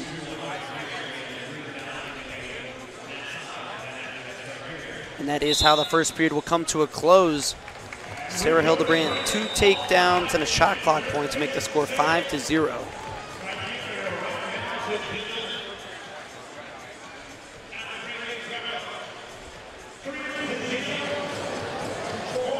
Impressive stuff here from Hildebrand. Known for her single leg on the feet, and I don't think we've seen that single leg once in match 1 or 2. She's really just using the snaps and allowing Audrey to shoot herself into the front headlock where she has scored most of her points. Yeah, Sarah's being really patient. She's staying in good position, keeping center, but really isn't having to do a whole lot of leg attack. She's able to capitalize on some other things, and it's been working for her. She had a lot of go-behinds in the first round, and she's sticking to what's been working, and I don't see why not. She's been able to score in every single position from that front headlock, whether it be shuck, head in the hole. There's another shuck attempt, and successful. Same side, same shuck for Sarah Hildebrand. Hildebrand also known for her parterre offense, but hasn't been able to turn Jimenez despite being on top quite a few times now.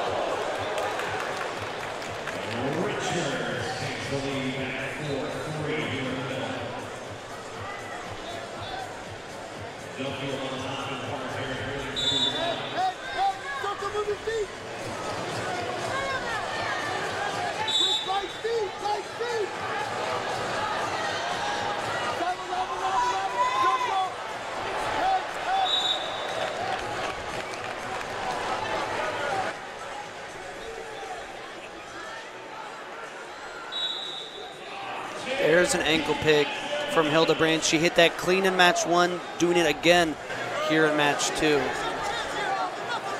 There we go, squeeze, squeeze. Yes.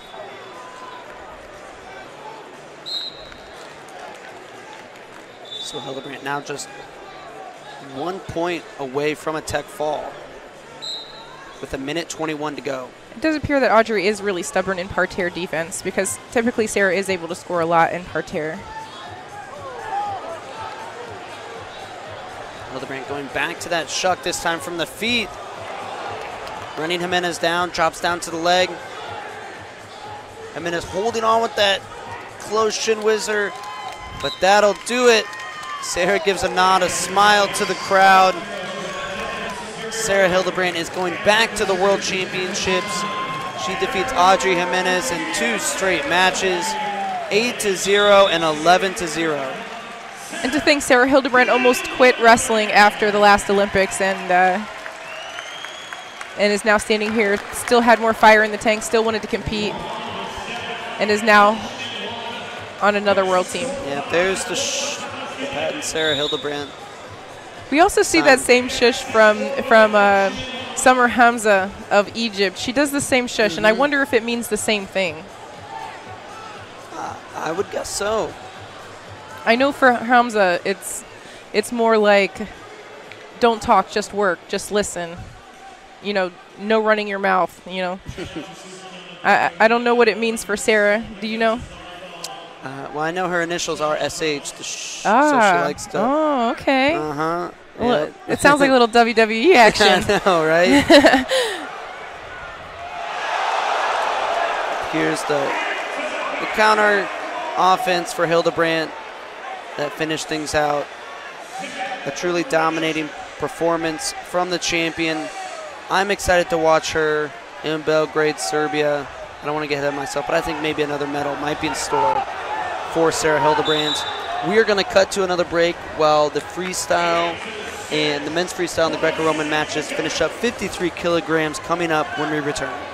Welcome back to 2023 Final X presented by Tezos, the energy-efficient blockchain and official partner of FloSports. Tezos, designed to evolve, built to empower. Visit Tezos.com to learn more. Here on the mat, we're going to move up to 53 kilograms. Katie Gomez versus Dom Parrish. It was all Parrish in match one. Was up 6-0 when she secured the fall over Gomez. Gomez got in real deep on a double. I think almost surprised herself a little bit. And Dom Parrish just fed her some hips, sat her down, and secured the fall. See, it reminded me a lot when my daughter was younger, and she used to charge at me and run directly into me and then get pancaked to her back. And it was just not gauging the distance that it took to get the attack and surprising herself that she had closed the gap that quickly. And then met with Dom's hips, it was just a little awkward for her to be able to recover.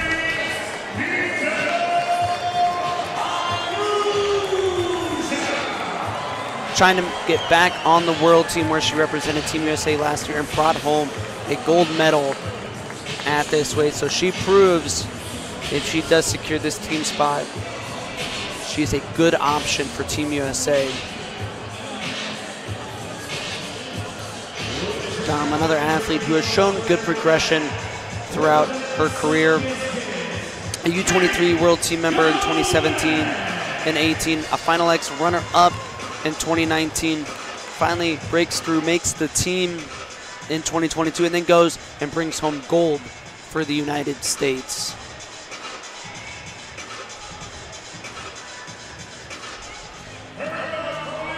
Gomez, no doubt her day will come. She's only 19 years old.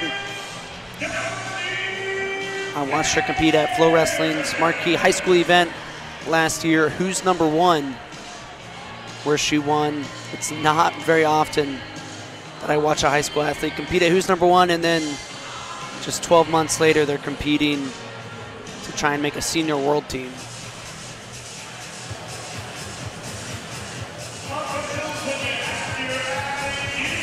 Iron sharpens iron. Dom Parrish training partners with another world medalist, Kayla Miracle. Absolutely. The Sunkissed Kids with, I can't even count how many athletes here across all three styles, but especially in the women's freestyle. Coach Pritz, Coach Thompson in her corner, both a huge part of that Sunkissed Kids wrestling program, along with Mark Perry.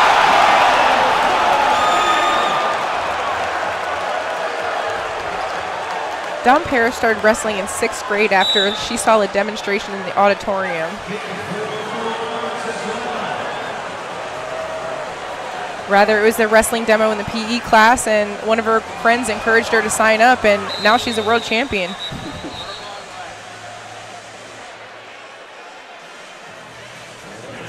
So for everybody out there continuing to do those demonstrations, to continue to spread the word about women's wrestling, that's how we grow.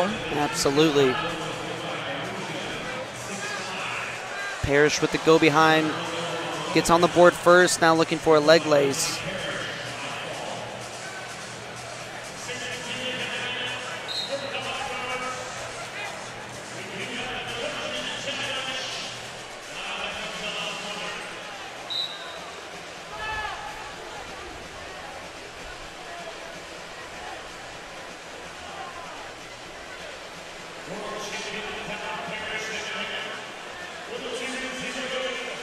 Parrish looking for that 2-on-1, and Gomez steps in, gets to a single leg. Parrish in okay position here, defending though. Yeah, she has a good angle on her. It would be a little bit better if Gomez would have had her arm on the inside there in a kind of a crackback position, but they were able to stalemate in that position, which is surprising. Dom was just one scoot away from getting a takedown. Good attempt by Gomez.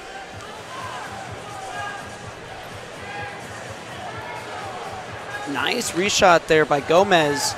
Parrish was trying to run her down on the re-attack, and Gomez dropped in on the leg. Parrish recovering now with a good sprawl. Once again, though, stalemate, no points.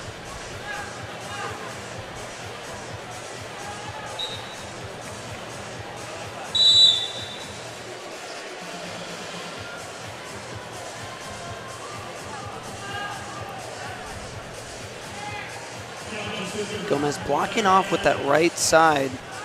And there's a nice single by Parrish. This time she is going to finish.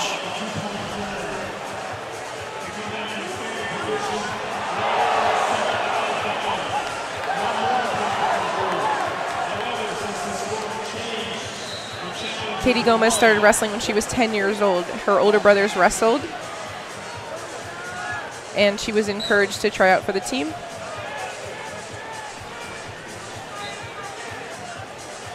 Didn't really think that she would take to it because she was shy. And it's amazing how many of our female wrestlers would say that they were shy. Dom Parrish always would consider herself shy. Helen Maroulis mentioned that she was also shy, but they found their passion for wrestling.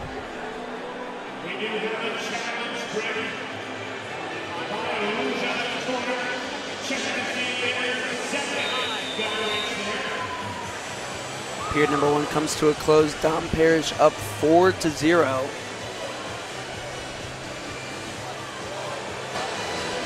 And I think Katie Gomez is doing a pretty good job of matching Dom's strength to the best of her ability. You know, it is a different feel when you're wrestling at somebody at a different level, and I think she's now had to see how much effort she has to put into it if she is going to be able to beat Dom. And I think she's doing quite well with that. I mean, at the end, she was looking to get a controlled tie. It is an improvement from the first match. Absolutely. 6-0, but holding her own ground here at least.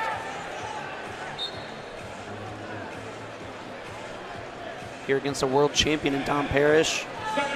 And in freestyle, 4 is not that far away. It's 1 feet to back. Or 1 leg lace. Or 1 leg lace. That's yes. right.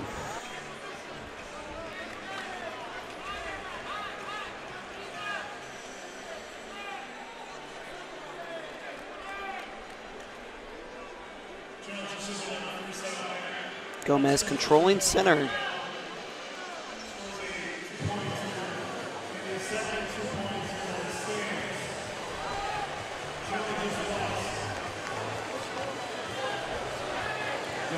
David, as I say that, low-level shot, switching off legs now as Parrish goes to the wizard.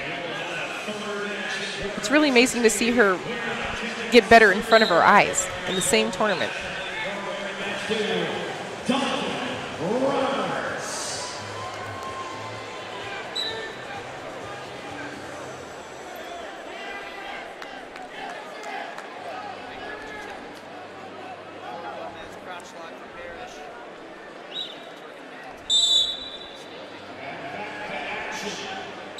There it is. The official stands them back up with 1:41 to go.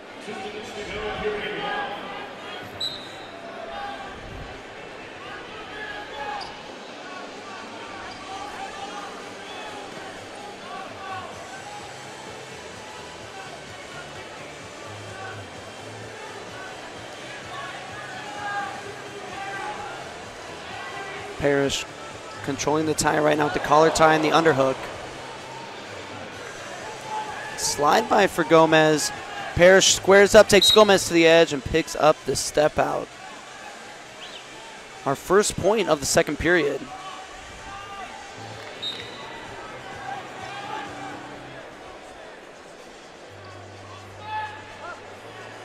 There's that low single again from Gomez. Doing a good job of not letting her head get too far deep between the legs of Parrish, but Tom holds her off. Another position stalemated.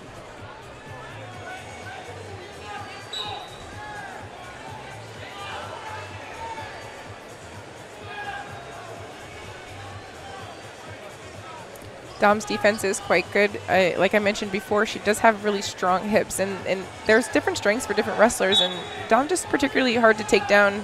She has good hip pressure.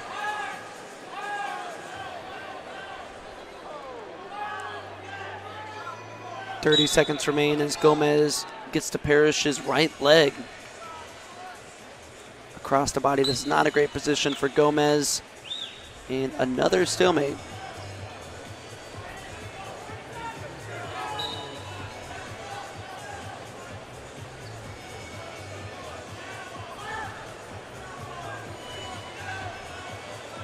There's a good shot from Gomez, but Parrish just sliding off. Too sound defensively. I am impressed with the fact that she is getting to the legs so many times. And not just getting to the legs, but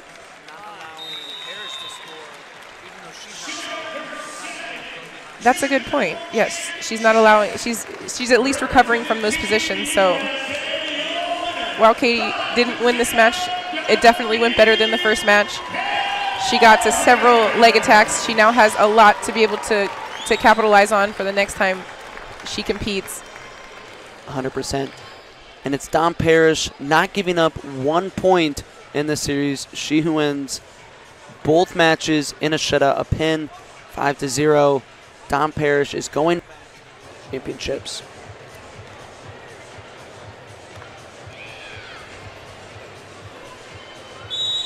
We're going to take a look at the action from that match. You see the heavy hands there.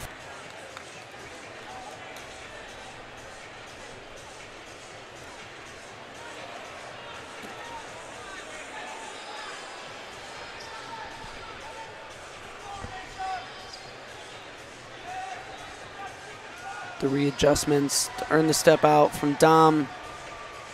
A big smile as she gets her hand raised. Another star coming up next in Jakara Winchester. She's going to be taking on Alicia Haug. So we're going to cut to a break, but do not go anywhere. And we're back, starting back up at 55 kilograms. Jakara Winchester versus Alicia Haug. All Jakara in match 1, 10-0 in under 2 minutes. This is Jakara at her best, her prime, and she's having a lot of fun out there. She's able to just open up and be herself and really capitalize on her athleticism. Jakara's always all smiles, always having a good time, but I think it turns up just a little bit at Final X and World Championships for her.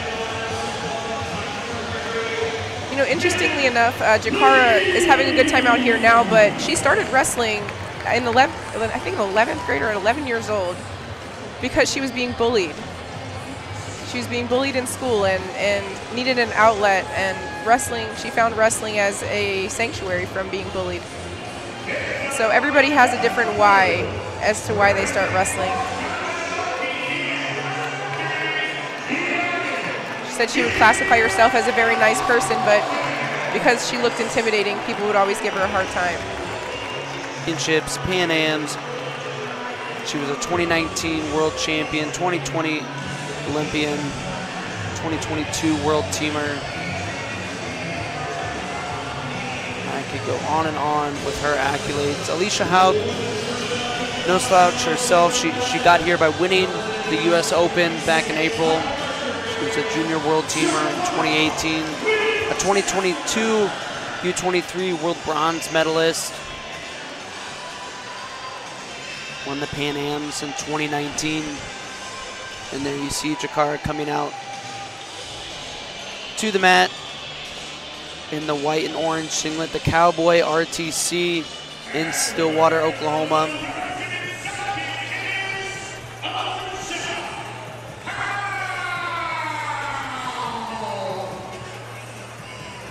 And there is Alicia Haug. in the blue USA singlet.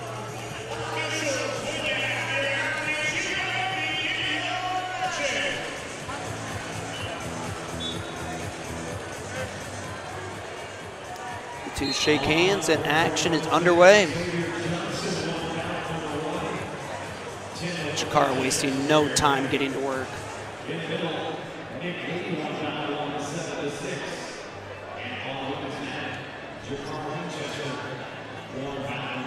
Alicia Hawk attributes a lot of her success to her parents being so supportive in whatever she decided to do.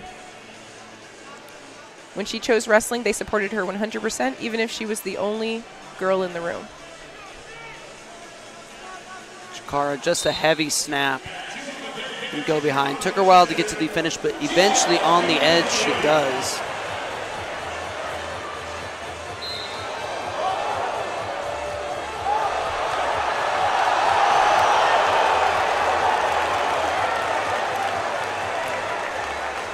Chikara looking for collar ties, underhooks, 2-on-1s.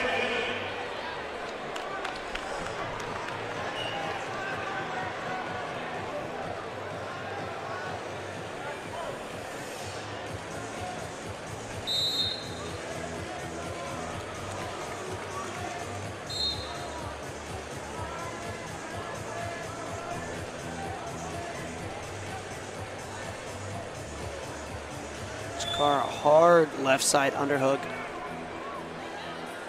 Taking Hauk all over the mat. Now cradle locked up. Will Chikara be able to use this? She's got the two. Now looking for near fall.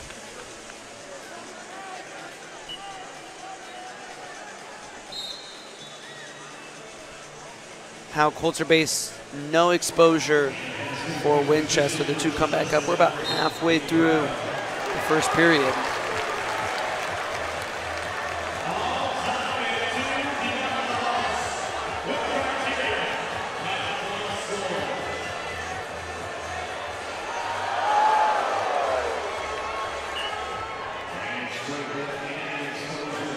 Chikara going back to the 2-on-1, taking Hauk to the zone, and you see she uses it so effectively, taking Hauk to the zone, gets Hauk to pressure in, snaps her to the mat, effective in parterre as well with the gut wrench.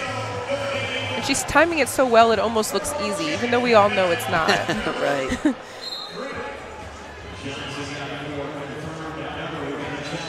Chikara has goals of becoming a world champion, Olympic champion, and being an overall kind person. And she's already got that world championship under her belt. I'm sure she's looking to take home another world championship title if she were to come out the victor of this series. And then maybe next year work towards becoming an Olympian and a two-time Olympian and an Olympic champion from there. Absolutely. And this year is huge as it is the year before the Olympics. If a wrestler goes on to win a medal at the World Championships, they will sit out to the semifinals or the finals, depending on weight class, if it's an Olympic weight or not, at the World Team Trials the following year. So a huge advantage.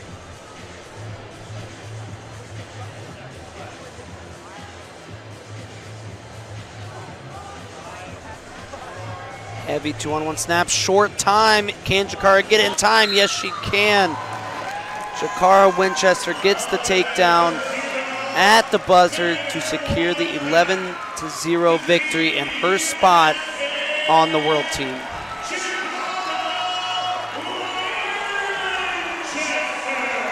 Classic big smile and showmanship from Chikara. I love the fact that this generation is definitely making a good show. I think fans are really enjoying not only the technical ability of female wrestling now more than they ever did in the past, but also the personalities of each and individual athletes, giving us entertainment value to 100%. Our sport. And this sport is full of characters and entertainers. Chikara up among them. And it was all her in both matches, not giving up a point. 2 first period tech falls. And you got to feel really good about where Chikara is at mentally and physically heading into the 2023 Worlds. That'll do it for 55 kilograms. We are going to take a break before we come back to 59 kilograms, where it's Jen Page taking on Michaela Beck. 59 kilograms now. Michaela Beck versus Jennifer Page. We expected this be a tight nip and tuck match, but in match number 1, it was all Jen Page. Yeah, it was definitely surprising. I thought there was going to be a little bit more of a stubbornness on both girls' part, but Jen came out there in the right mindset and was able to dominate. Yeah, Lee, you said it from the get-go when you saw her coming out with a big smile. You said, "I like where her head's at," and it proved right. Yeah, you know, like I said, somebody said it earlier this week to me, and I'll always remember that. We're all tough and physical at this level, and the biggest difference and why people say that mindset is 80%, 80-20, it's not that we're not training 80% of the time. It's that everybody is training hard. Everybody is working on their craft. Everybody is good, physical, explosive, or whatever, talented. But what's going to set you apart from, the best of the best, that those little things that you're doing, working on your mindset is a huge factor. That's why they say 80% mental. And all smiles again. I'm really liking this Jen Page. And a little Shania Twain. Yeah, coming out to Shania Twain. I like it as well.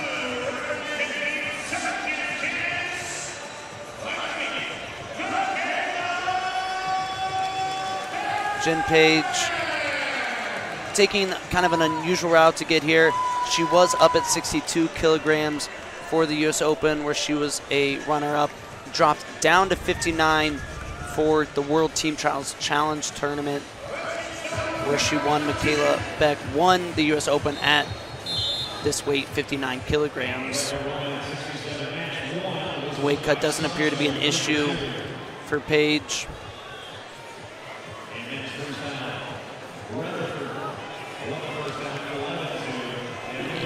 Page going a little upper body here early, over under.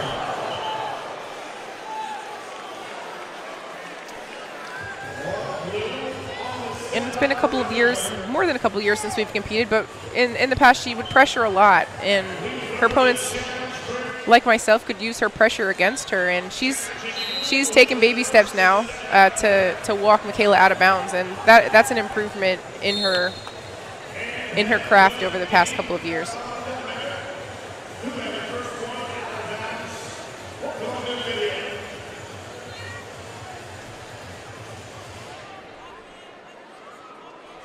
Beck trying to keep distance here as Page works with the 2-on-1. Passive offered and confirmed on Beck, her first.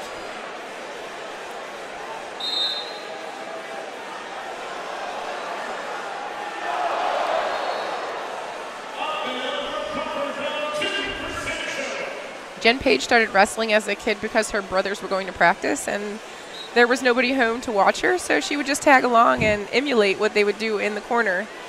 Her parents saw that she was just learning along with the rest of the team and decided to put her in a competition. She did pretty well and just continued wrestling from there. And a step out for Jen Page gives her one more point. Passive was offered, but because Page scored, not officially called. Here's Beck now on the attack. Single attempt, but not going to go anywhere with it. Stalemate called.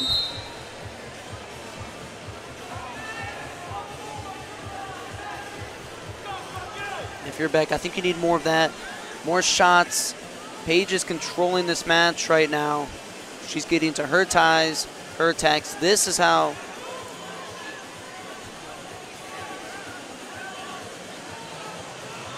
first skater roll of the tournament, of women's freestyle tournament. And again, Page getting it done in parterre as well with the gut wrench.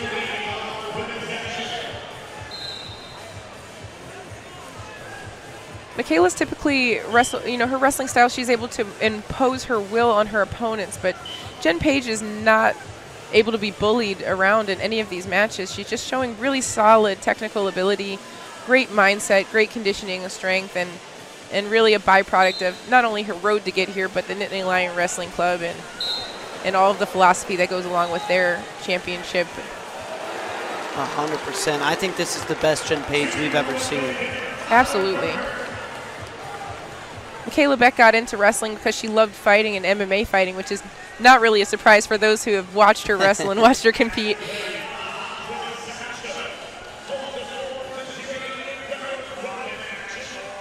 It is good to see her at this stage right now. I think if she's going to beat Jen Page or make it on a world team, she's going to have to do a little bit more work on angles and a little less. Like I said, everybody's strong, everybody's working hard, everybody can bully and hand fight, but we really need to get fine-tuned on the technical ability, the angles, the positions, and being able to capitalize on what your opponent's doing, as well as your offensive attacks. Yeah, I'm sure Coach Nate Engel was echoing similar advice in the corner at the break.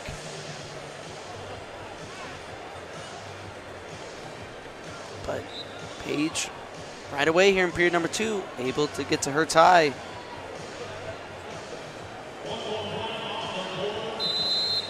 And once again, taking Michaela out, and it's not just going to be a step out, it's going to be a step out and a caution in one.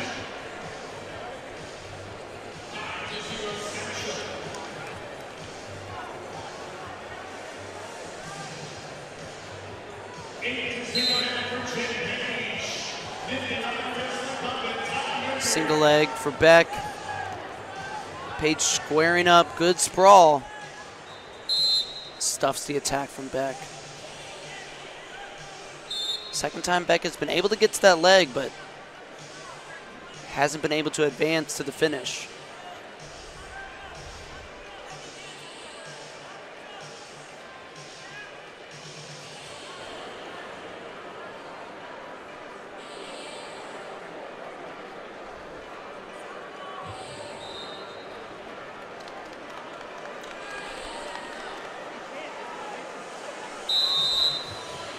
Another step out from Page.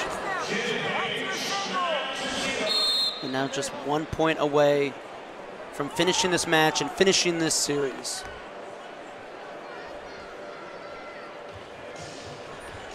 There's the go behind, and that will do it.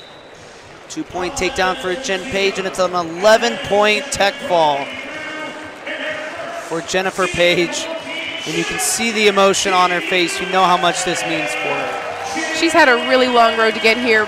A lot of knee surgeries that would have taken other athletes out of the game permanently. She decided to stick with it, and she really does deserve this spot. It will be really great to see how well she does at the world stage this year.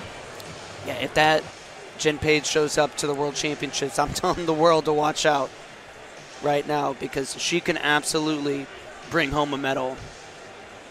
She's got the attitude to do it, the technique, the coaching staff to do it there in State College. Things are really starting to click for Jen Page. And on that, we're going to cut to a break, but when we come back, it's going to be 62 kilograms.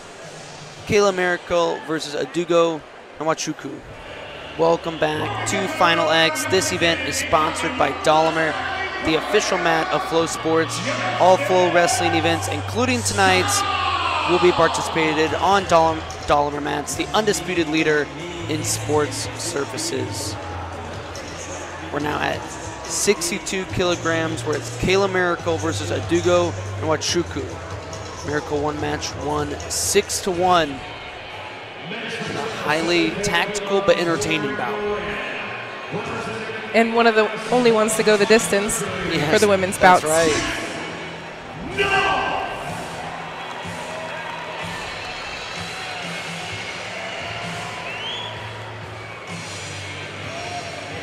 Miracle now leads the series 2 matches to none. The two first met several years ago at the US Open semifinals. And then obviously here about 2 hours ago. Nwachukwu closed the gap, but she still has to jump another level. She wants to take that next jump and take out Kayla Miracle. And it does go to show that even though you have been working on defenses to an opponent's bread and butter attack, does not necessarily mean that under pressure you're going to be able to execute that defense. And we see that example with Jordan Burroughs in his classic and famous doubles. You know, the whole world knew he shot doubles, but it was really just, it's another thing to defend them.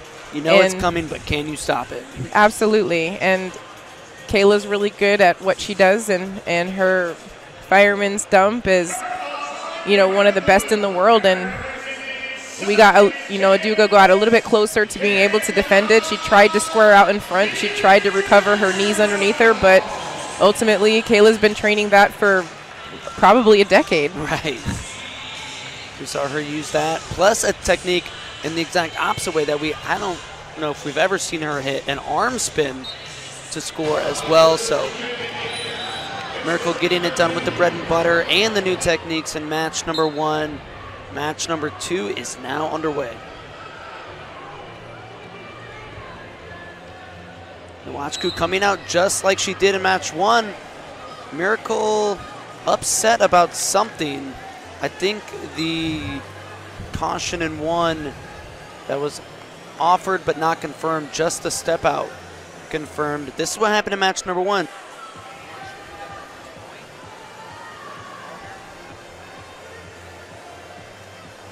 Yes, she did come out aggressive in the first 30 seconds or so in the first bout and put some points on the board, which is a good start, you know, to a very long and tactical match. That's right. You know, I think if you're Nwachukwu, you say, hey, when I'm staying aggressive, that's when I'm scoring points, and you keep up that pace.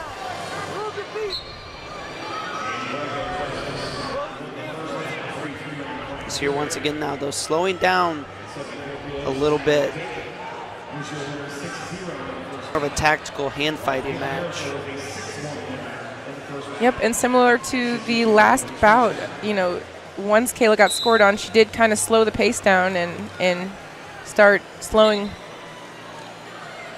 it down. She didn't move her feet as much. She almost lulled her to sleep before she hit a move. So it is something to be aware of. Nice single leg and seatbelt cutback by Miracle. A unique single leg finish and right into the leg lace.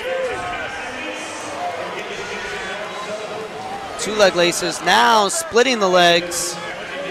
Nwachukwu has to get back to a defensible position before Miracle can score more exposure points.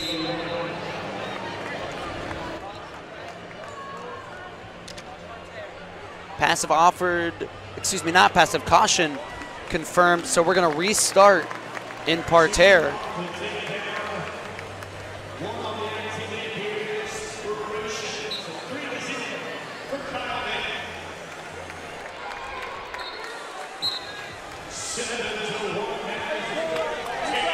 And if Miracle can lock up another leg lace, that could be the match. Nwachukwu holding on to Miracle's right hand, and she's going to get cautioned again for that. The official telling Nwachukwu to open up, let go of that right hand. And to be honest, I mean, it's easier said than done. I mean, she definitely got rolled pretty hard in that first leg lace, and I don't imagine she wants to go that way again. And so she's doing whatever she can to protect herself and to try to not get stuck in that position again. Unfortunately for her, it's not legal to hold. Right. You have to present yourself. This time, Nwachukwu is able to legally defend, but now with 2 cautions, just 1 more caution, and that'll be the match. And the second caution out of this year's women's freestyle competition. Yeah, we saw at the U.S. Open, Adeline Gray versus Diamond Guilford. Adeline with her back against the wall was able to caution out Diamond Guilford, and there's another arm spin from Kayla Miracle, and we're going to get a slip call that's going to stand the two back up. I actually don't know if I agree with that 100%. I think she did a great job of defending it. Yeah, I think I agree with you. Yeah, I don't think that was a clean slip at all. I would have defended it the same exact way. You know, she squared out and she rotated her wrist and circled out in front, and it was just good defense.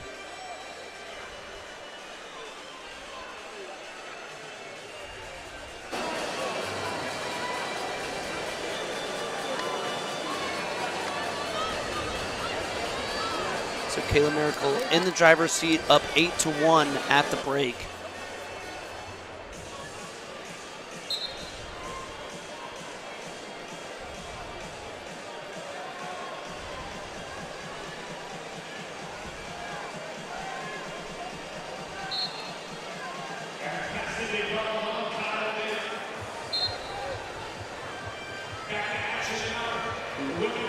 Nwachukwu looking for overhooks, trying to go upper body, pressuring in to Miracle.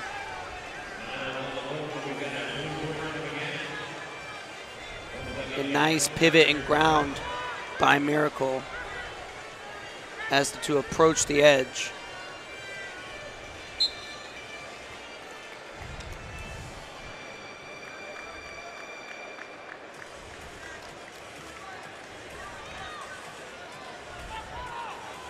Kayla looked like she had a little stinger there, a little shoulder pressure from that whizzer of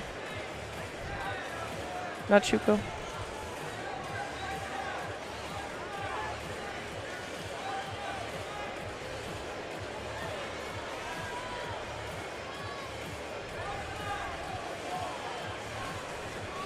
Really still a lot of time on the clock right now. 2 minutes is a lot of time to make things happen in freestyle. Absolutely.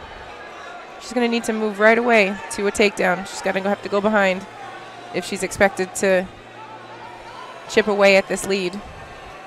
And now she's trying to come behind. Miracle able to pull that right leg in. Can she scoot her hips in and finish? No, we're going to get a stalemate. I think as soon as she needs to score right away. She can't wait. She had a great position. She could have taken that angle, maybe attempted a head in the hole like Sarah Hildebrandt. Head in the hole, go behind would have been a great option there.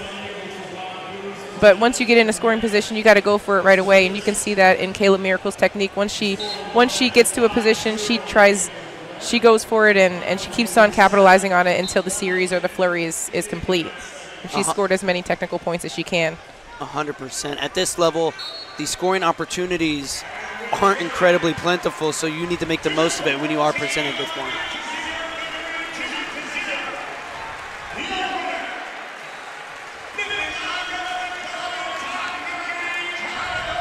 Nwachukwu taking Miracle to the edge. Miracle wisely dropping down to her knees and circling in.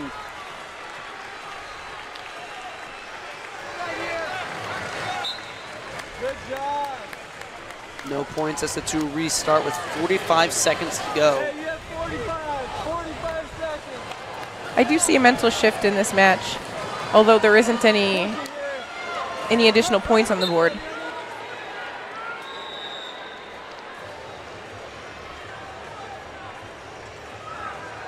But Adugo is definitely standing her ground a lot more.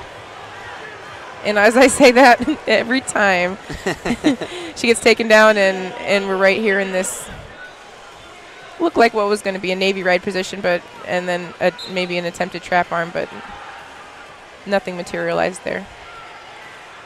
Yeah, real comfortable lead now for Kayla with short time. 9 points with just 22 seconds. Nwachukwu's really going to have to go into her bag of tricks if she wants to make something happen here.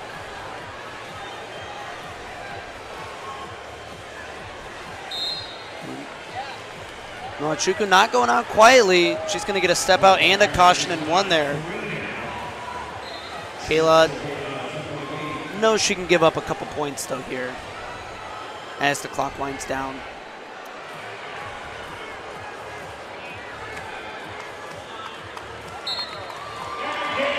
And that will do it. Kayla Miracle, your winner, 10-3, 2 matches to none. Kayla Miracle back on Team USA. The Black Widow, she's back. That's right. She's brought home hardware before from the World Championships. She'll be looking to do it again this year in Belgrade, Serbia. You know, I'd really like to see Kayla take home gold this year. She has a lot of silver medals, and she's earned all of them, and she's definitely entertaining to watch. But I'd like to see her seal the deal this year and take home gold for Team USA. Miracle getting it done on the feet and the ground here. You see the leg lace. I think we all understand now why Adugo was a little nervous to get back in that leg lace again. Mm-hmm. That looked like it did not feel good. No.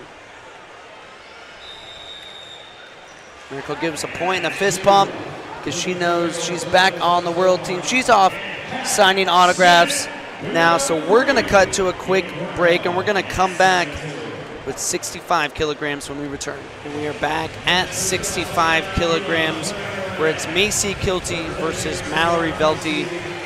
Macy Kilty took match 1, an incredibly close match until the end when it wasn't. Macy Kilty secured the fall late after trailing pretty much the entire match. She basically grinded it out the whole match with Velty just wearing her down and being able to take advantage of the sheer exhaustion from being moved around so much during the second period, and was able to put her on her back and seal the deal. Absolutely, that bodes very well for Macy Kilty here in round 2. Generally speaking, you only get more tired in matches 2 and 3 if necessary. So I'm sure conditioning will.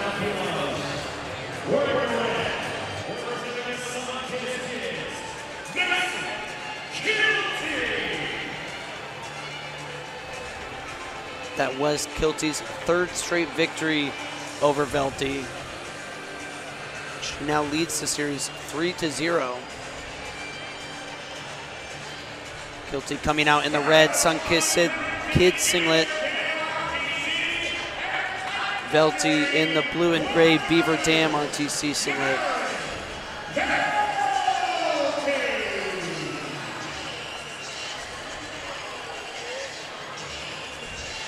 The Beaver Dam RTC, one of the prominent RTCs here in the women's freestyle scene.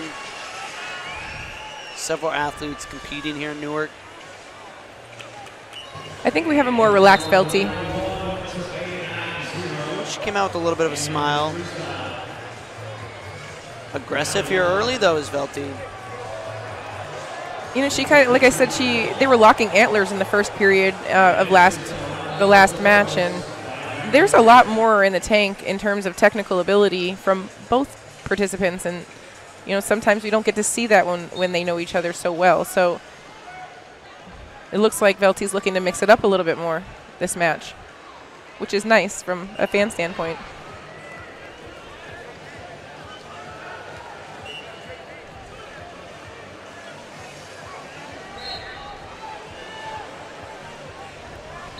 Velty continuing to pressure forward as Kilty circles back to the center. And Kilty going to be called for passivity first.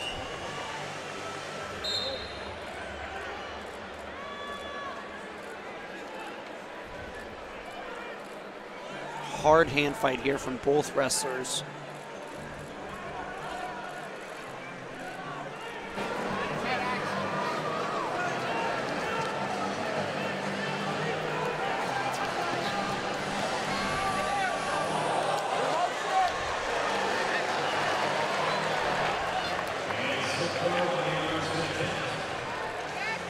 And now Kilty gonna go on the clock. 30 seconds to score, and I think Kilty's kind of implementing the same strategy. She's all right, you know, giving up points here. As I say that, she takes a shot, and Velti looking to come behind.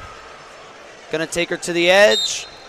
And Mallory Velti on the board first with the step out. That clock will continue to go up.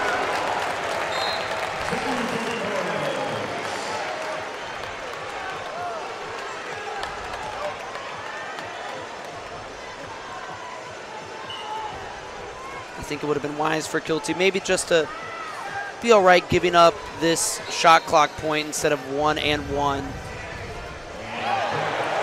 Kind of expose herself a little bit on that shot, maybe force it a little bit. Velti is definitely strong, and you have to be smart about your attacks when people are in good position.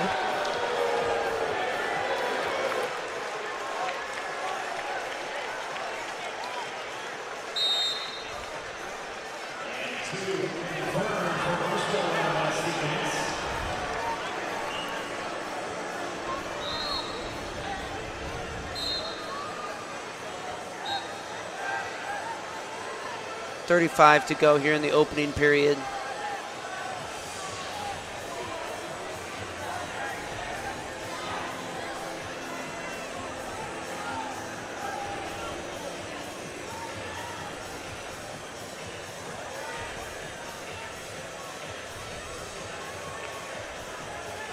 Here's a shot from Kilty, head inside single. Velti trying to square up. She's doing a good job of stuffing the head. But the determination from Kilty, sticking with it, falls right into a lace. And time expires. Macy Kilty, big points late in the period, though. Absolutely, I think that's pivotal. You know, she's not going to be stopped. Her condition is really good, and she's going to continue to grind all the way to the very end of it. And she's doing it a little bit earlier in the round than she did last round, because I think she's feeling that Velti is also going to pressure her in a different way this match. So making an on-the-spot correction or an adjustment in her strategy, and that's why she is a world champ. Yeah, going into the break, even if you were down 2-0, I think you're still feeling okay if you're Macy Kilty. You know, that's the position you were in last match. 2-2 is only even better. But I love the fact that she didn't assume that it was going to go the same as last match, and she just continued to give herself an opportunity to score. And she's in some trouble right now. Yeah, Velti coming out strong from the break. A little re-energized, perhaps.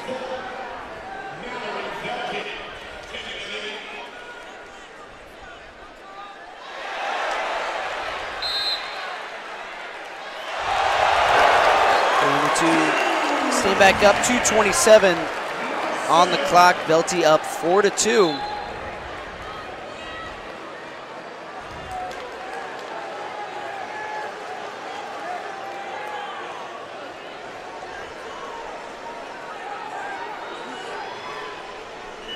It seems like Velti's looking to put her points on the board early, and Kilty's looking to put her points on the board late. Absolutely.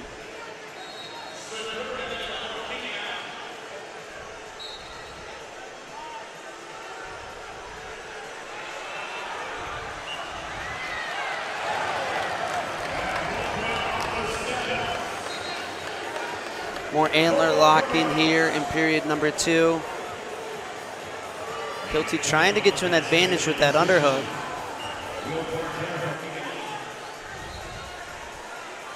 Velti doing a good job of staying in the center.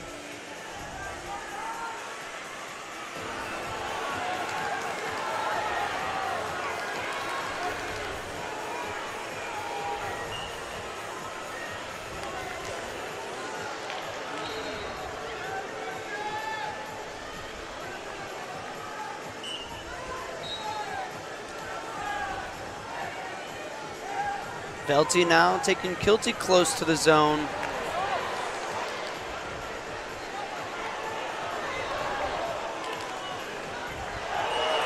And now as we get under a minute, Kilty's got to think about shooting, and just as I say that, she gets to the single leg. Velti trying to square up.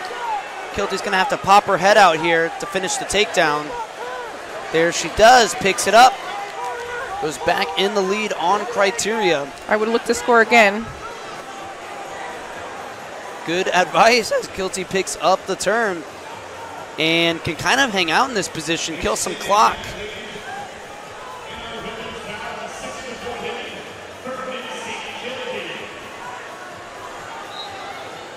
And the two have now been in parterre a long time. A huge 40 seconds there for Macy Kilty.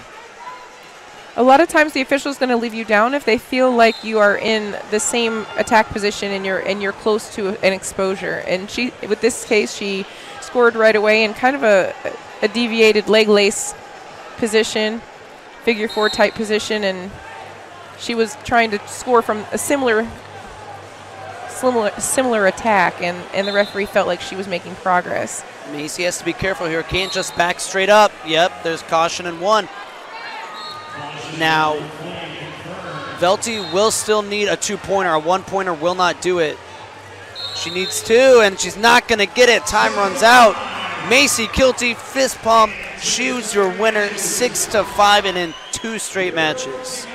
You know, in freestyle, Macy just had a better strategy. In freestyle, it's the last point that's scored that wins. You know, scoring early, if you're going to score early, you're going to have to score early and often all the way through the match. You can't stop scoring. And in this case, Macy Kilty had the better strategy. She knew she could last. She had a gas tank, and she could go the distance, and she could put points on the board late in the period. And that strategy paid off for her today. Macy Kilty has been a force on the age level scene for years. It is now her time on the senior level. She came so close at the Olympic trials, falling in the finals. Gets it done here in 2023. And Mallory Velty went and won a world bronze medal last year at this weight. That shows you the level Macy can compete at on the world level. And it shows you the depth of USA Wrestling women's freestyle. Team USA in a great position with Macy Kilty as our representative at 65 kilograms. We're going to take a quick break. When we come back, 68 kilograms, Forrest Molinari versus Emma Bruntel. For a second straight year, Final X is the Beat the Streets annual benefit. You can help Beat the Streets make a lifelong impact on New York City youth through the sport of wrestling by making a donation when you text Final X to 44321. That's FINALX to 44321. And it's been a great round 1 and first half of round 2. We're moving on to the second half of round 2 here in women's freestyle. Emma Bruntel versus Forrest Molinari at 68 kilograms. It was Bruntel in round 1 that took the match 6-3. It was kind of one big sequence for her, a takedown immediately into 2 turns that got it done for her.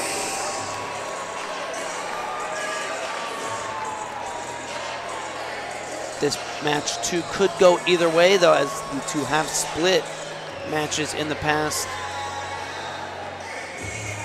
Yep. Sometimes in the second match, all it takes is a few adjustments, and then you're back in the game.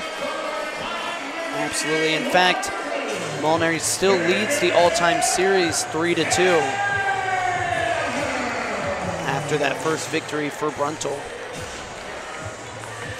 Molinari started wrestling a little bit late in the game at 14 years old. Her mom had to work late one day, and one of her friends on the volleyball team who happened to wrestle invited her to a practice. From the very moment that she stepped on that mat, she knew this is what she was meant to do. Formerly a competitive barrel racer for 12 years, now turned wrestler.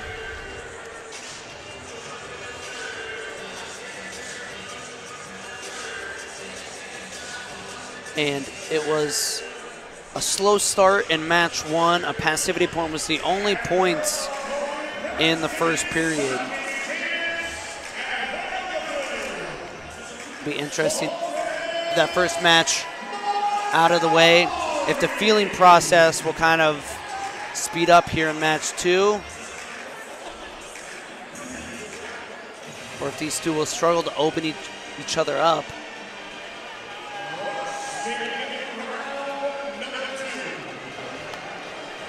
I apologize, there's a correction. The competitive barrel racer, Emma Bruntel, was the competitive barrel racer starting at 14 years old, so I apologize. Not Forrest. but Bruntel started at 14 years old on an invite from a volleyball teammate and competitively rode, was a competitive barrel racer for 12 years. The transition, not a very common transition. But I feel like it's an appropriate transition. Wrestling is so dynamic. It takes all different types of athletes, and I'm not surprised that she became a great wrestler after being a competitive barrel racer. I also wouldn't have been surprised if that was Molinari's story either. She's quite the athlete as well and did have a late start in the game.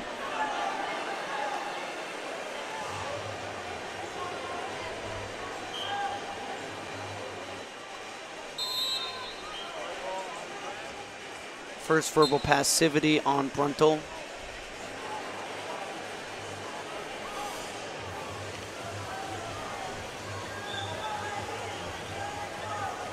This is similar to match one. That first passivity point was in favor of Molinari in match one.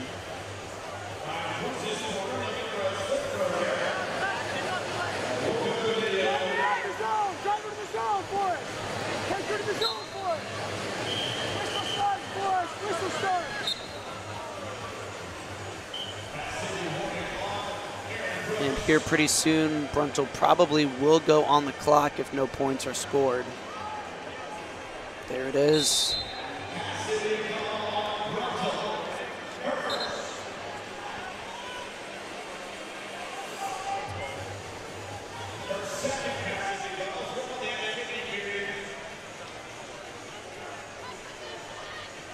Bruntel not changing anything up because she's on the clock, still continuing to hand fight hard, looking for that left side underhook.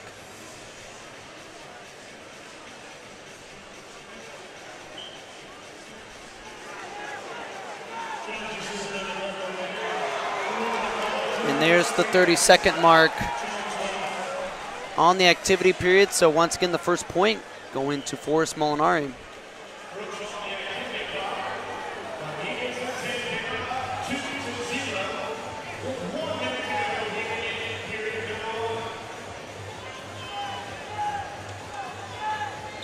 And now passive on Forrest.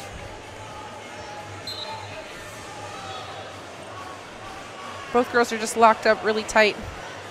Good shot. Yeah, our first good shot of the match. Bruntel with the limp knee defense coming right up into a 2-on-1. And the dart throw that has been so successful for so many of the ladies today. And that 2 points is confirmed. So it took Bruntel until the second period to score in match number one. She's getting it done here late in the first period of match number two. I did appreciate that low single from Molinari. I did, you know, she has gotten to that position a few times and has to work a little bit quicker to tabletop that leg and get to the finish to the backside. 3 seconds to score here for Bruntel. She's close, but not gonna get it. Molinari able to hold on to that right arm of Bruntel and hold off as time expired. So just 2-1 going into the break. And I think that was key for Bruntel. Molinari got in pretty deep on that shot, but it was Bruntel who came away with the points. And here we see Coach Vlad Izvoinikov again. He's in the corner of so many successful athletes and has been a long-standing developmental coach for Team USA. Alongside Diamond Guilford, who we saw compete earlier today in the true third place matches. Mark Perry in the corner for Molinari. Coach Izzy for short, but I know there's another Izzy out there, so we'll save Vlad Izvoinikov for right now. Has also coached now MMA fighter Tatiana Suarez, and she wrestled under Tatiana Padilla at the time. He's also been in the corner of world champion and two-time Olympian and world bronze medalist Yelena Pryashkova. She's also been in the corner of Marcy Van Dusen and many, many more. Yeah, without a doubt, one of the best brains in wrestling. Bruntel with the angle, looking for the go-behind, dropping down to the legs. Forrest trying to stay up in quad pod here. Bruntel needs to get a knee, a head, or an elbow down to score this takedown. And now Molinari with the switch, and she's in position to score. Forrest was in trouble, but it's Molinari picking up the takedown. I was going to say, I am a little concerned about Bruntel getting off to that angle like that. I felt like she should have stayed behind a little bit more. Yeah, it was like she was trying to get the arm down instead of generally you see more wrestlers attack the legs from that quad pod position and try and get a knee down. Yes, absolutely.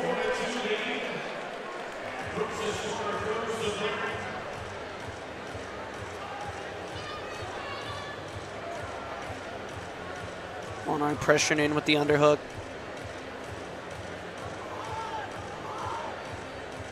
Bruntel trying to hold her ground and clear out of it.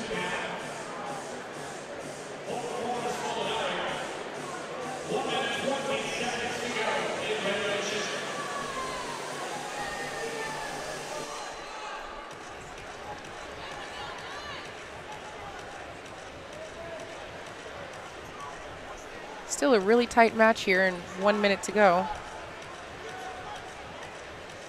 Yeah, every movement so consequential here. And Bruntel on the attack, limp arming out. Same quad pod position. Molinari has that left arm up though, so no points yet.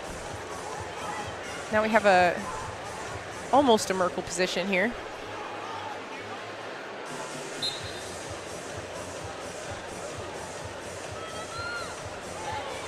And stalemate called. So Bruntel now with 39 seconds to score.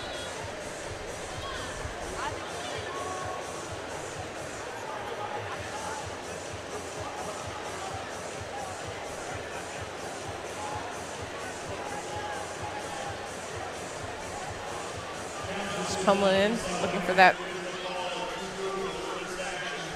slide by or throw by. 15.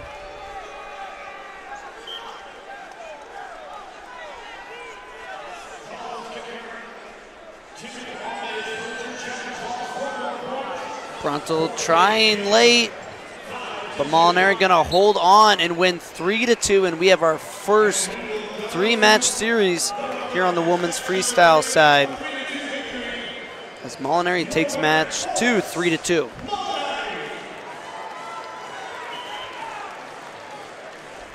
Good effort on Bruntel. She did get to some really dangerous positions for Molinari, and not sure if she, I mean, it's easier said than done. It's always easy to talk about it rather than do it within a match, but she did get to a kind of a pinch headlock position. She did get to clasp her hands in that double underhook. All of those are very dangerous positions for Molinari to be in a short time with only a 1-point lead, you know, late.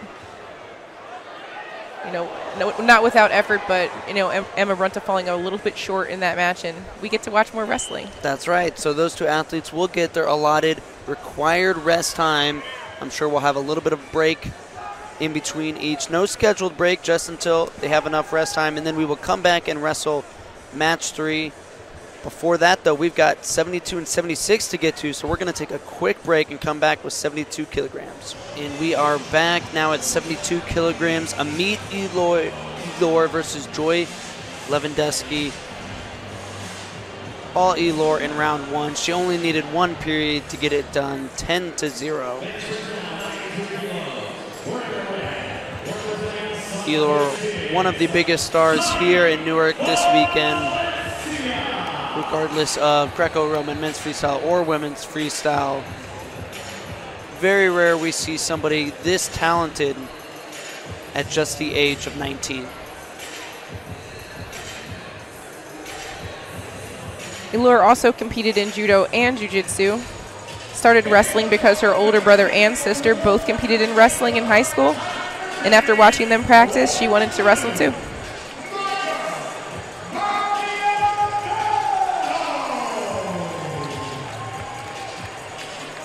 Elor became the youngest American to win a senior world title last year when she won one at just 18 years old. Not the only world title she won last year. She also won a U20 and a U23 world title. Pretty incredible stuff. Elor training just down the road for the most part in New York City at the NYC RTC. Lewandowski out of Southern Oregon. The Raiders, where she was a NAI runner-up this season. Former Bearcat. Am I right? She did wrestle at some point for McKendree University. 170 for McKendree.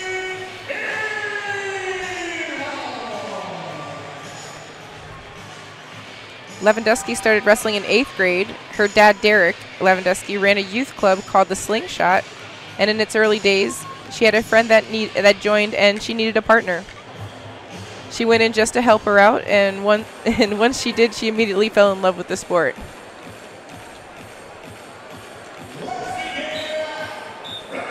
It's a common theme. Seems like once we get you in the door to the wrestling room, you are not going to leave. Right.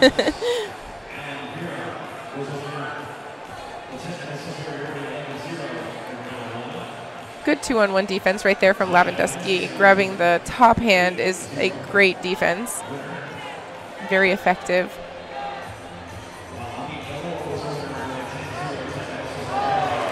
Saw Joy coming out a little looser than she did in the first round. Having a little bit more fun, trying to get in a better mindset. It's not easy going against a multiple-time world medalist that earned all of her medals in 1 year. Mm-hmm. Elor is controlling center, however, so Lewandowski gonna get called for passivity first.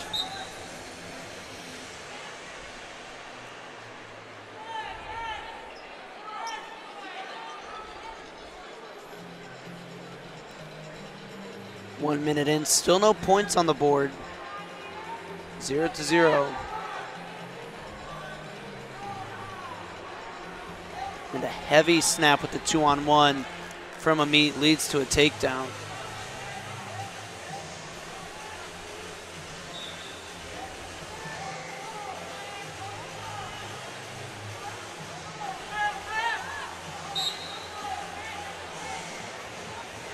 No turn though, so still just 2-0.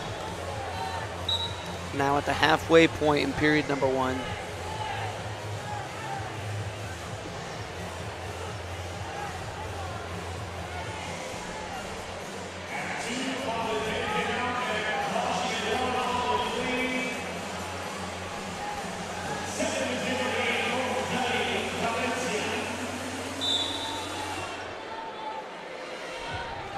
Elor taking ground, pressuring in with an underhook.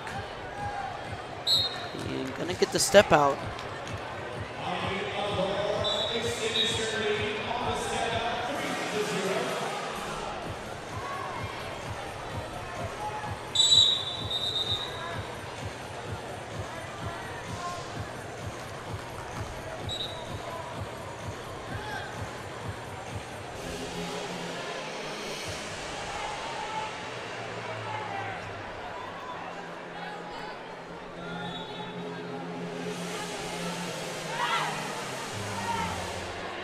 Much better first period here for Lewandowski than in match 1. As I say that, the pressure, the swarm from Elor, just too much for Lewandowski.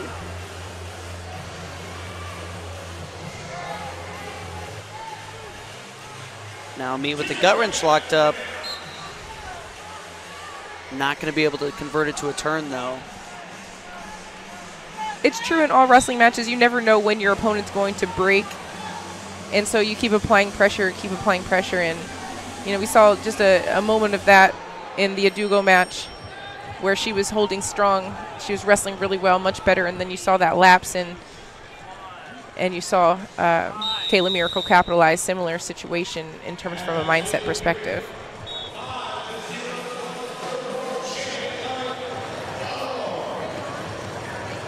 See, Emma Randall, gold level coach for USA, one of the first, or the first.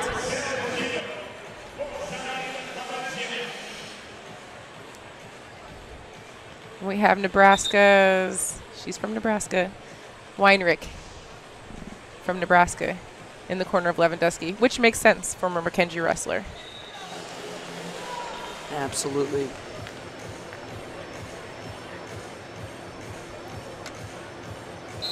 right, the 2 slap hands, period number 2 underway.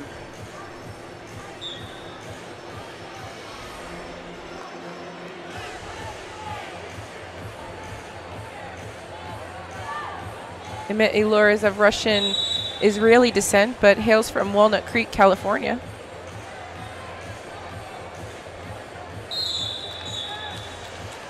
And gives a lot of gratitude and thankfulness to her mother for taking her everywhere she wants to go in order to be successful. I know her mother has been a huge influence and supporter of her in her athletic career.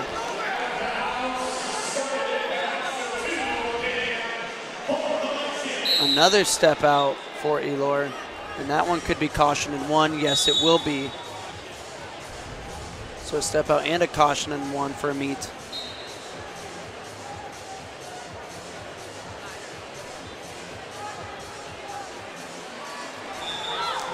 Low single attempt from Lewandowski. Amit trying to break the lock and get her hips back. Not going to be able to break the lock, but she will earn the stalemate. Speaking of slingshot, naming her dad's club, maybe it's because that setup looked like a slingshot. A little bit, yeah.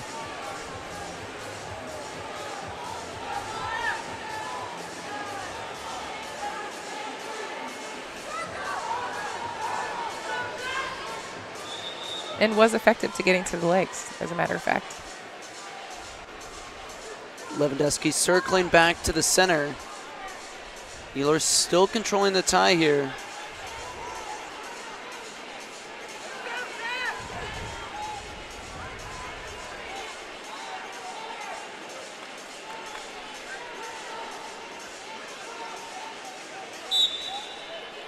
And Lewandowski trying to ground herself, but Amit's going to throw the arm by and pick up the takedown.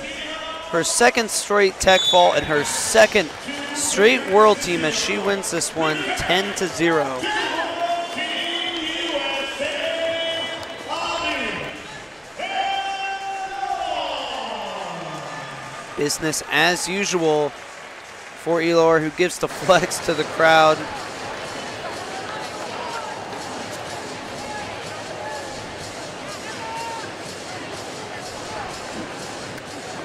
Another great performance from Amit as she is back on the world team after 2 straight tech falls. And once again, her goal is to take gold medals in all divisions this year and be on all world teams, every world team possible. Yeah, but her goal isn't just to make the team, it's to win the whole thing when she goes to the World Championships. And I think we know she can do it, right? 100%. She's done it before, and this will set up, you know, her 2024 Olympics. She'll have to pick a weight, either 68 or 76. She said in the press conference yesterday she was leaning towards going down, but that will be a decision she has to make later. Either way, it'll be a big one. It'll affect the landscape of not just her career, but USA Wrestling and Team USA. So we've got one more match here in round 2. Kennedy Blades versus Adeline Gray. The first one was electric, so you're not going to want to miss match 2. We're going to take a short break and get underway with that when we return. And we're back here at Final X, which is brought to you by Tezos, the energy-efficient blockchain and official partner of Flow Sports. Tezos, designed to evolve, built to empower. Visit Tezos.com to learn more. Here it is, round 2, Kennedy Blades versus Adeline Gray. An incredible match 1. Kennedy Blades led all the way up into the final second when Adeline Gray secured the match-winning takedown at the buzzer. I actually ran into Kennedy's sister, Karina, in the hallway following the match, and she expressed, she said, that's okay, that's okay.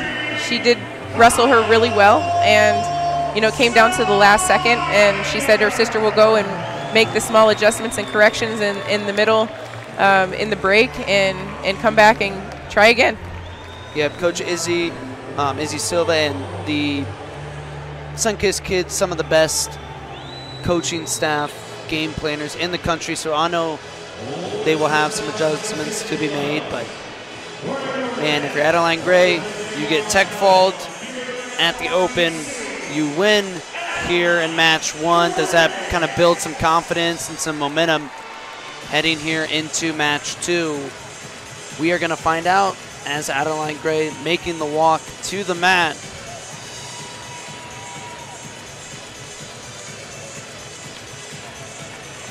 You know, Adeline has said it before and has shown it before, but she looks at every single match and every single circumstance is every day is different and every match is different.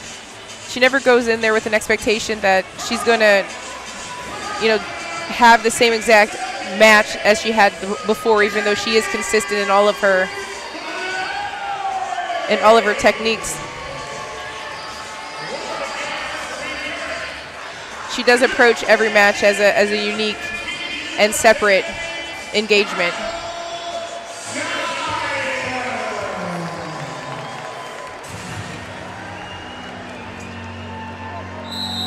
And here we go, round 2. Round 3 of the series, the rubber match here. They've split each, and it's Blades coming out early with the double leg, picking up the takedown.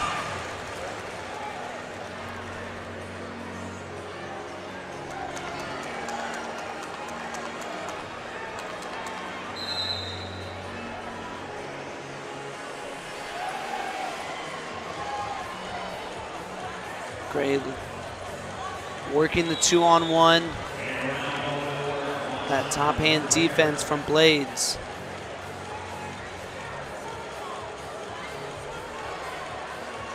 Kennedy clears, looking for an attack. Grounded here, so no points.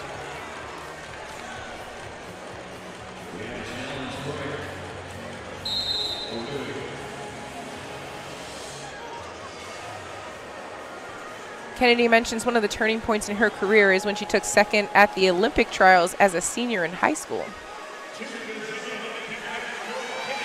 Head club double for Blades. No points yet. Gray trying to get her legs back and now locking through the crotch.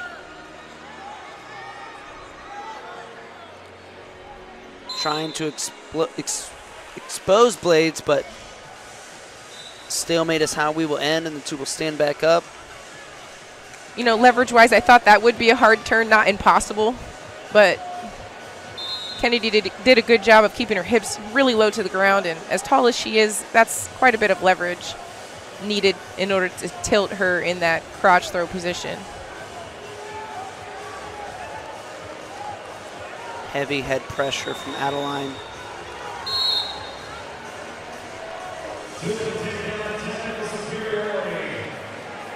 And attention on Adeline for grabbing the hair.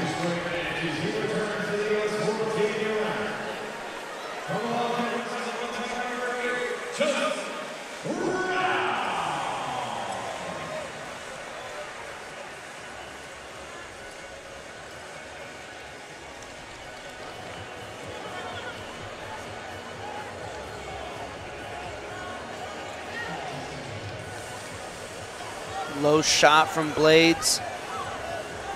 Same position as before. We ended in a stalemate there.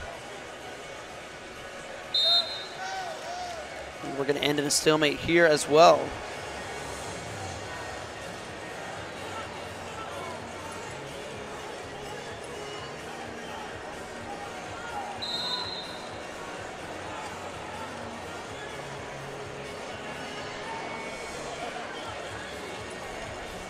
Kennedy Blades signed to the Rudis brand at the age of 17, and Adeline Gray has been an ASICS athlete for a really long time.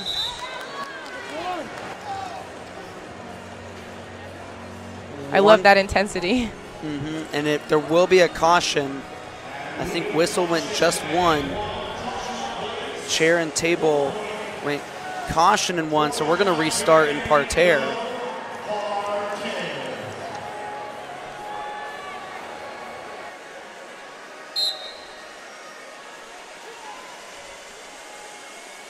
Adeline is dangerous on top.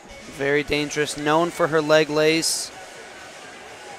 She used an armbar in match 1 to pick up a turn.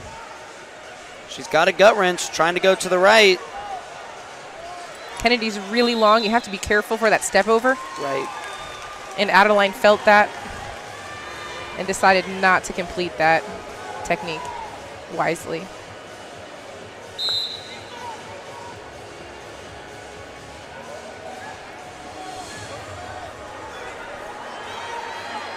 Single for Blades as the two come into the table. And we're going to get 1 point on the step out for Blades, who's a little slow to get up, holding her head. I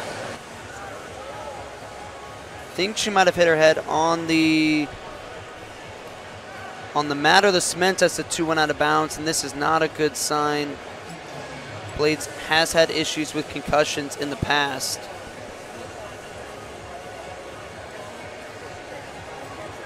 You hope it's just a singer and she just needs a moment here to recover.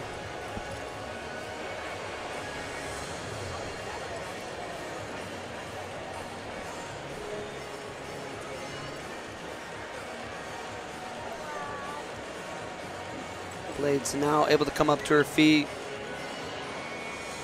Coach Jissy with some good words of encouragement.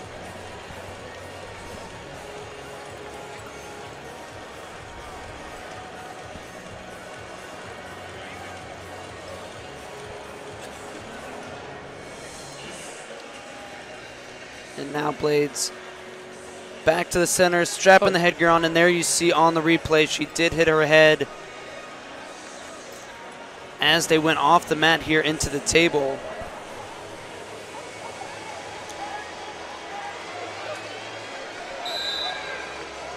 Blades appears to be okay though. She definitely did get rocked right there on the ground. You saw her head bounce off the ground. Fortunately, she was wearing her headgear, and I think that did help absorb a little bit of it. Not that she's not going to feel that later. Blades up 3-1 at the break.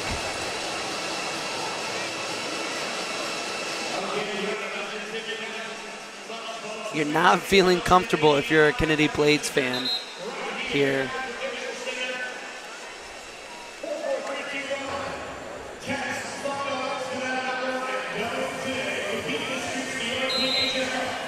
Kennedy can't shut it down. And she's definitely going to have to continue wrestling to the last millisecond.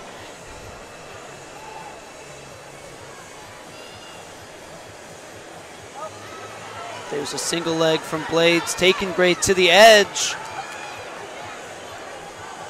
Gray was making a weight-shifted adjustment, a weight shift to bring her legs inbounds and change the direction.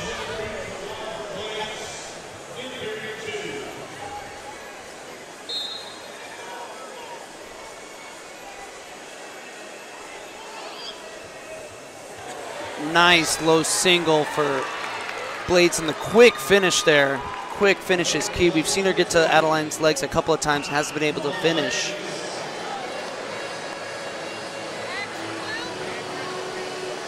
Hey, baby, let's go. Where's that motion?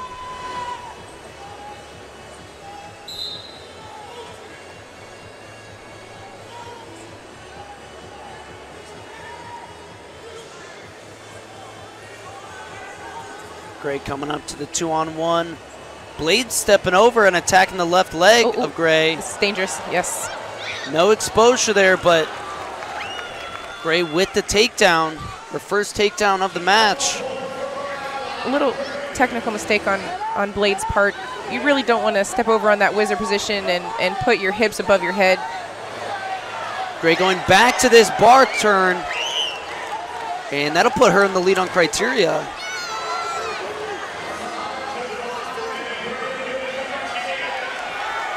Another 2-point here.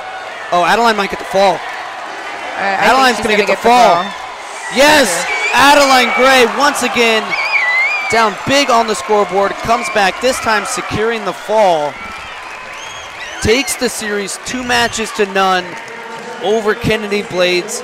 Adeline Gray once again going back to the World Championships.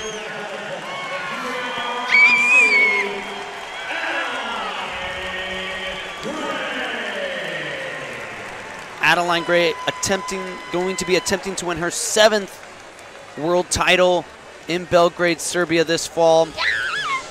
Kennedy Blades, potentially the future of this weight. We thought she might be able to dethrone Adeline, took her out at the US Open, but that day has not come. Adeline Gray wins it in 2 matches.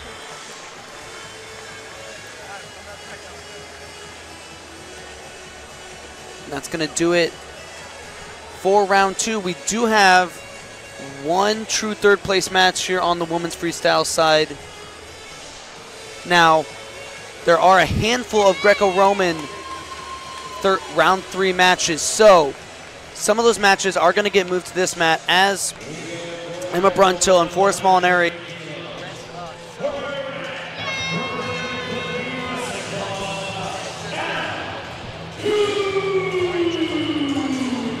until Forrest Molinari round 3 match. It will go down here shortly after a couple Greco-Roman round 3 match. All right, we are back after a short break. Emma Bruntill and Forrest Molinari have had their rest time, so they are going to do the 3rd and final match here of the women's freestyle Final X portion this evening. Emma Bruntill took match 1 6-3. Forrest Molinari responded, taking match 2 3-2. Match 3 likely going to be very close. These two are about as even as you can get. Yeah, both have an aggressive style of wrestling, and they go after it. It's action-packed and a lot of hand fighting and bullying and looking for that position, and they're not afraid to get physical, and makes for a great and exciting matchup. Absolutely.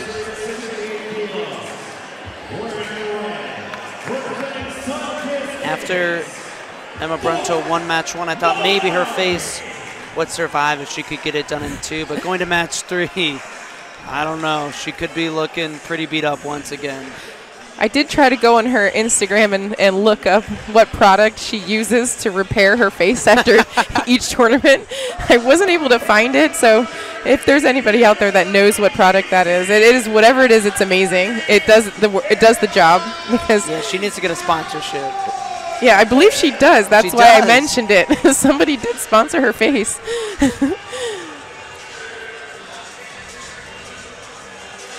Molinari in the red.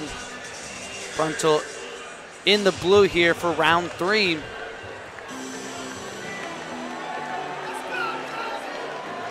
And if they didn't, they should. Yes. 2 slap hands, and we are underway.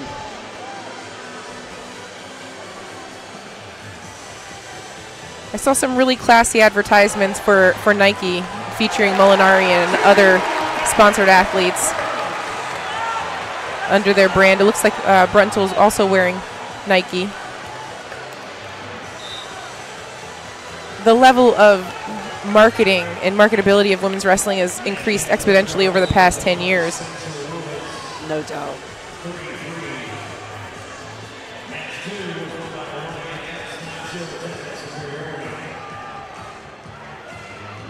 Forrest has earned the first passivities in both matches 1 and 2. Does she have an arm in there?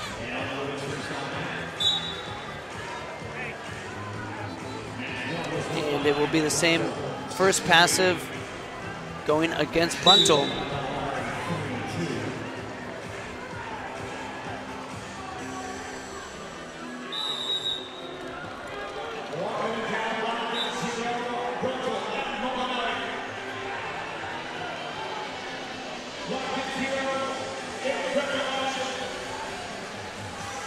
Forrest controlling the center and the ties right now with that 2-on-1.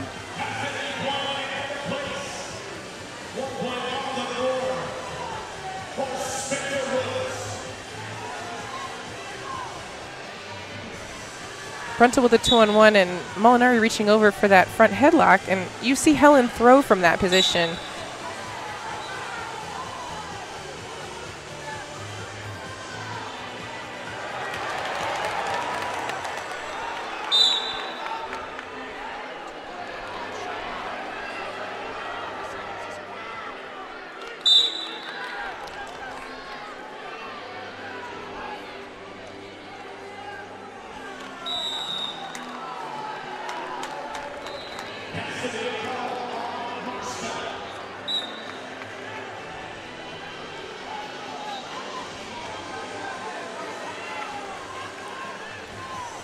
Bruntel on the shot clock and Molinari looking for that 2-on-1. Good strategy to prevent Bruntel from attacking her effectively. And it is successful as the shot clock winds down and no points are scored. So for the third straight match, Molinari scoring the first point.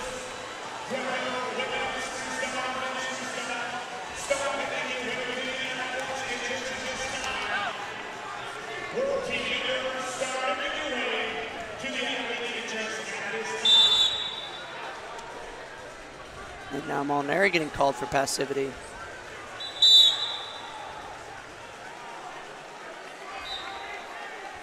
They kind of have to do that.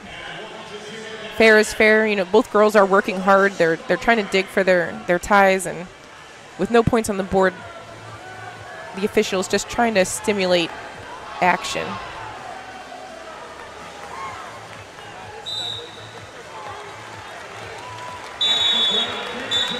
That does it for period number one. The passivity point, the only point on the board. It is in favor of Forrest Molinari. Another tight, low-scoring bout here in match 3.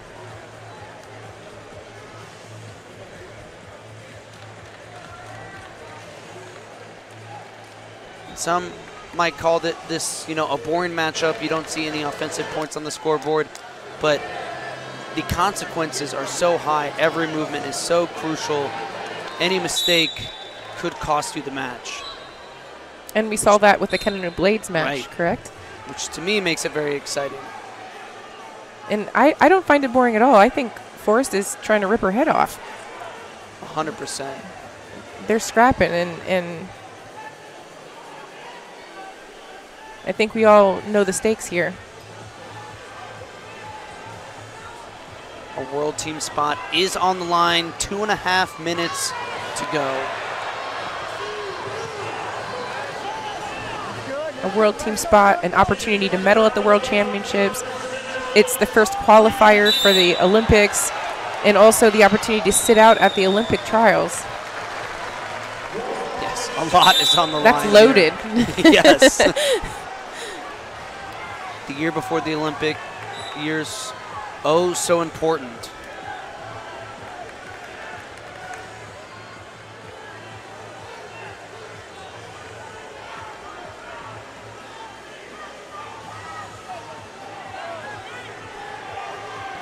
Going to the second period, even though there's not many points on the board, Molinari's still looking to be the more dominant wrestler, in my opinion. She's going to get called for passive anyway because they have to do that. They don't want the match to be decided because the referee gave one or the other the opportunity without scoring their own physical technical point. Right. And Bruntel with the shot. Molinari re-attack. Bruntel looking to come behind now. Oh, she's close, yep. There is the 2 takedown. Yep, her knee was down. She went right back to the quad pod. I'm not sure if she knows that she didn't win that position, so now she's putting herself in more. 1 point is confirmed. They started in parterre, but Molinari brought her, or excuse me, Bruntel brought her up to the feet. So 1 point on the step out. And that was just, she wasn't aware. She didn't know she. And that 1 point, rather inconsequential really, because a 1 point puts Molinari in the lead on criteria. Excuse me, no it doesn't. She would have 3 1-pointers. Bruntel would still be leading on criteria. So actually a fairly big 1 point there for Bruntel. And Bruntel, a good adjustment there from match 2 to match 3. In match 2, she kept that leg in and was unable to score in that position. There you saw her slip her right leg out and bring it behind, and that's why she was able to get the takedown. Yes, she did improve that position. And I think Molinari did think that she could do the same thing in her position and not get scored on without realizing that she had briefly touched her knee to the mat. And now we see Forrest going on the attack as we're starting to get into short time, 23 seconds to go. Caution and 1 offered. White paddled, I think properly. To me, it looked like Bruntel was still maintaining contact and not fleeing. And we're seeing Molinari engage a lot in her matches with the referee and get caught up in that part of the game. And as a mindset coach, we advise that's not your responsibility. You know, your job is to wrestle and understand, you know, your coaches are there to advocate for you. And Emma Bruntel does it. She blows a kiss to her family celebrating in the stands. It took 3 matches, but she gets it done 3-2. Emma Bruntel is your world team member at 68 kilos. So close. I know Molinari is not happy with that result, but it was a hard-fought match and a lot of respect to both competitors. These two, as I mentioned, going in razor thin. If they wrestle again, I don't know who's going to win. Forrest could definitely win.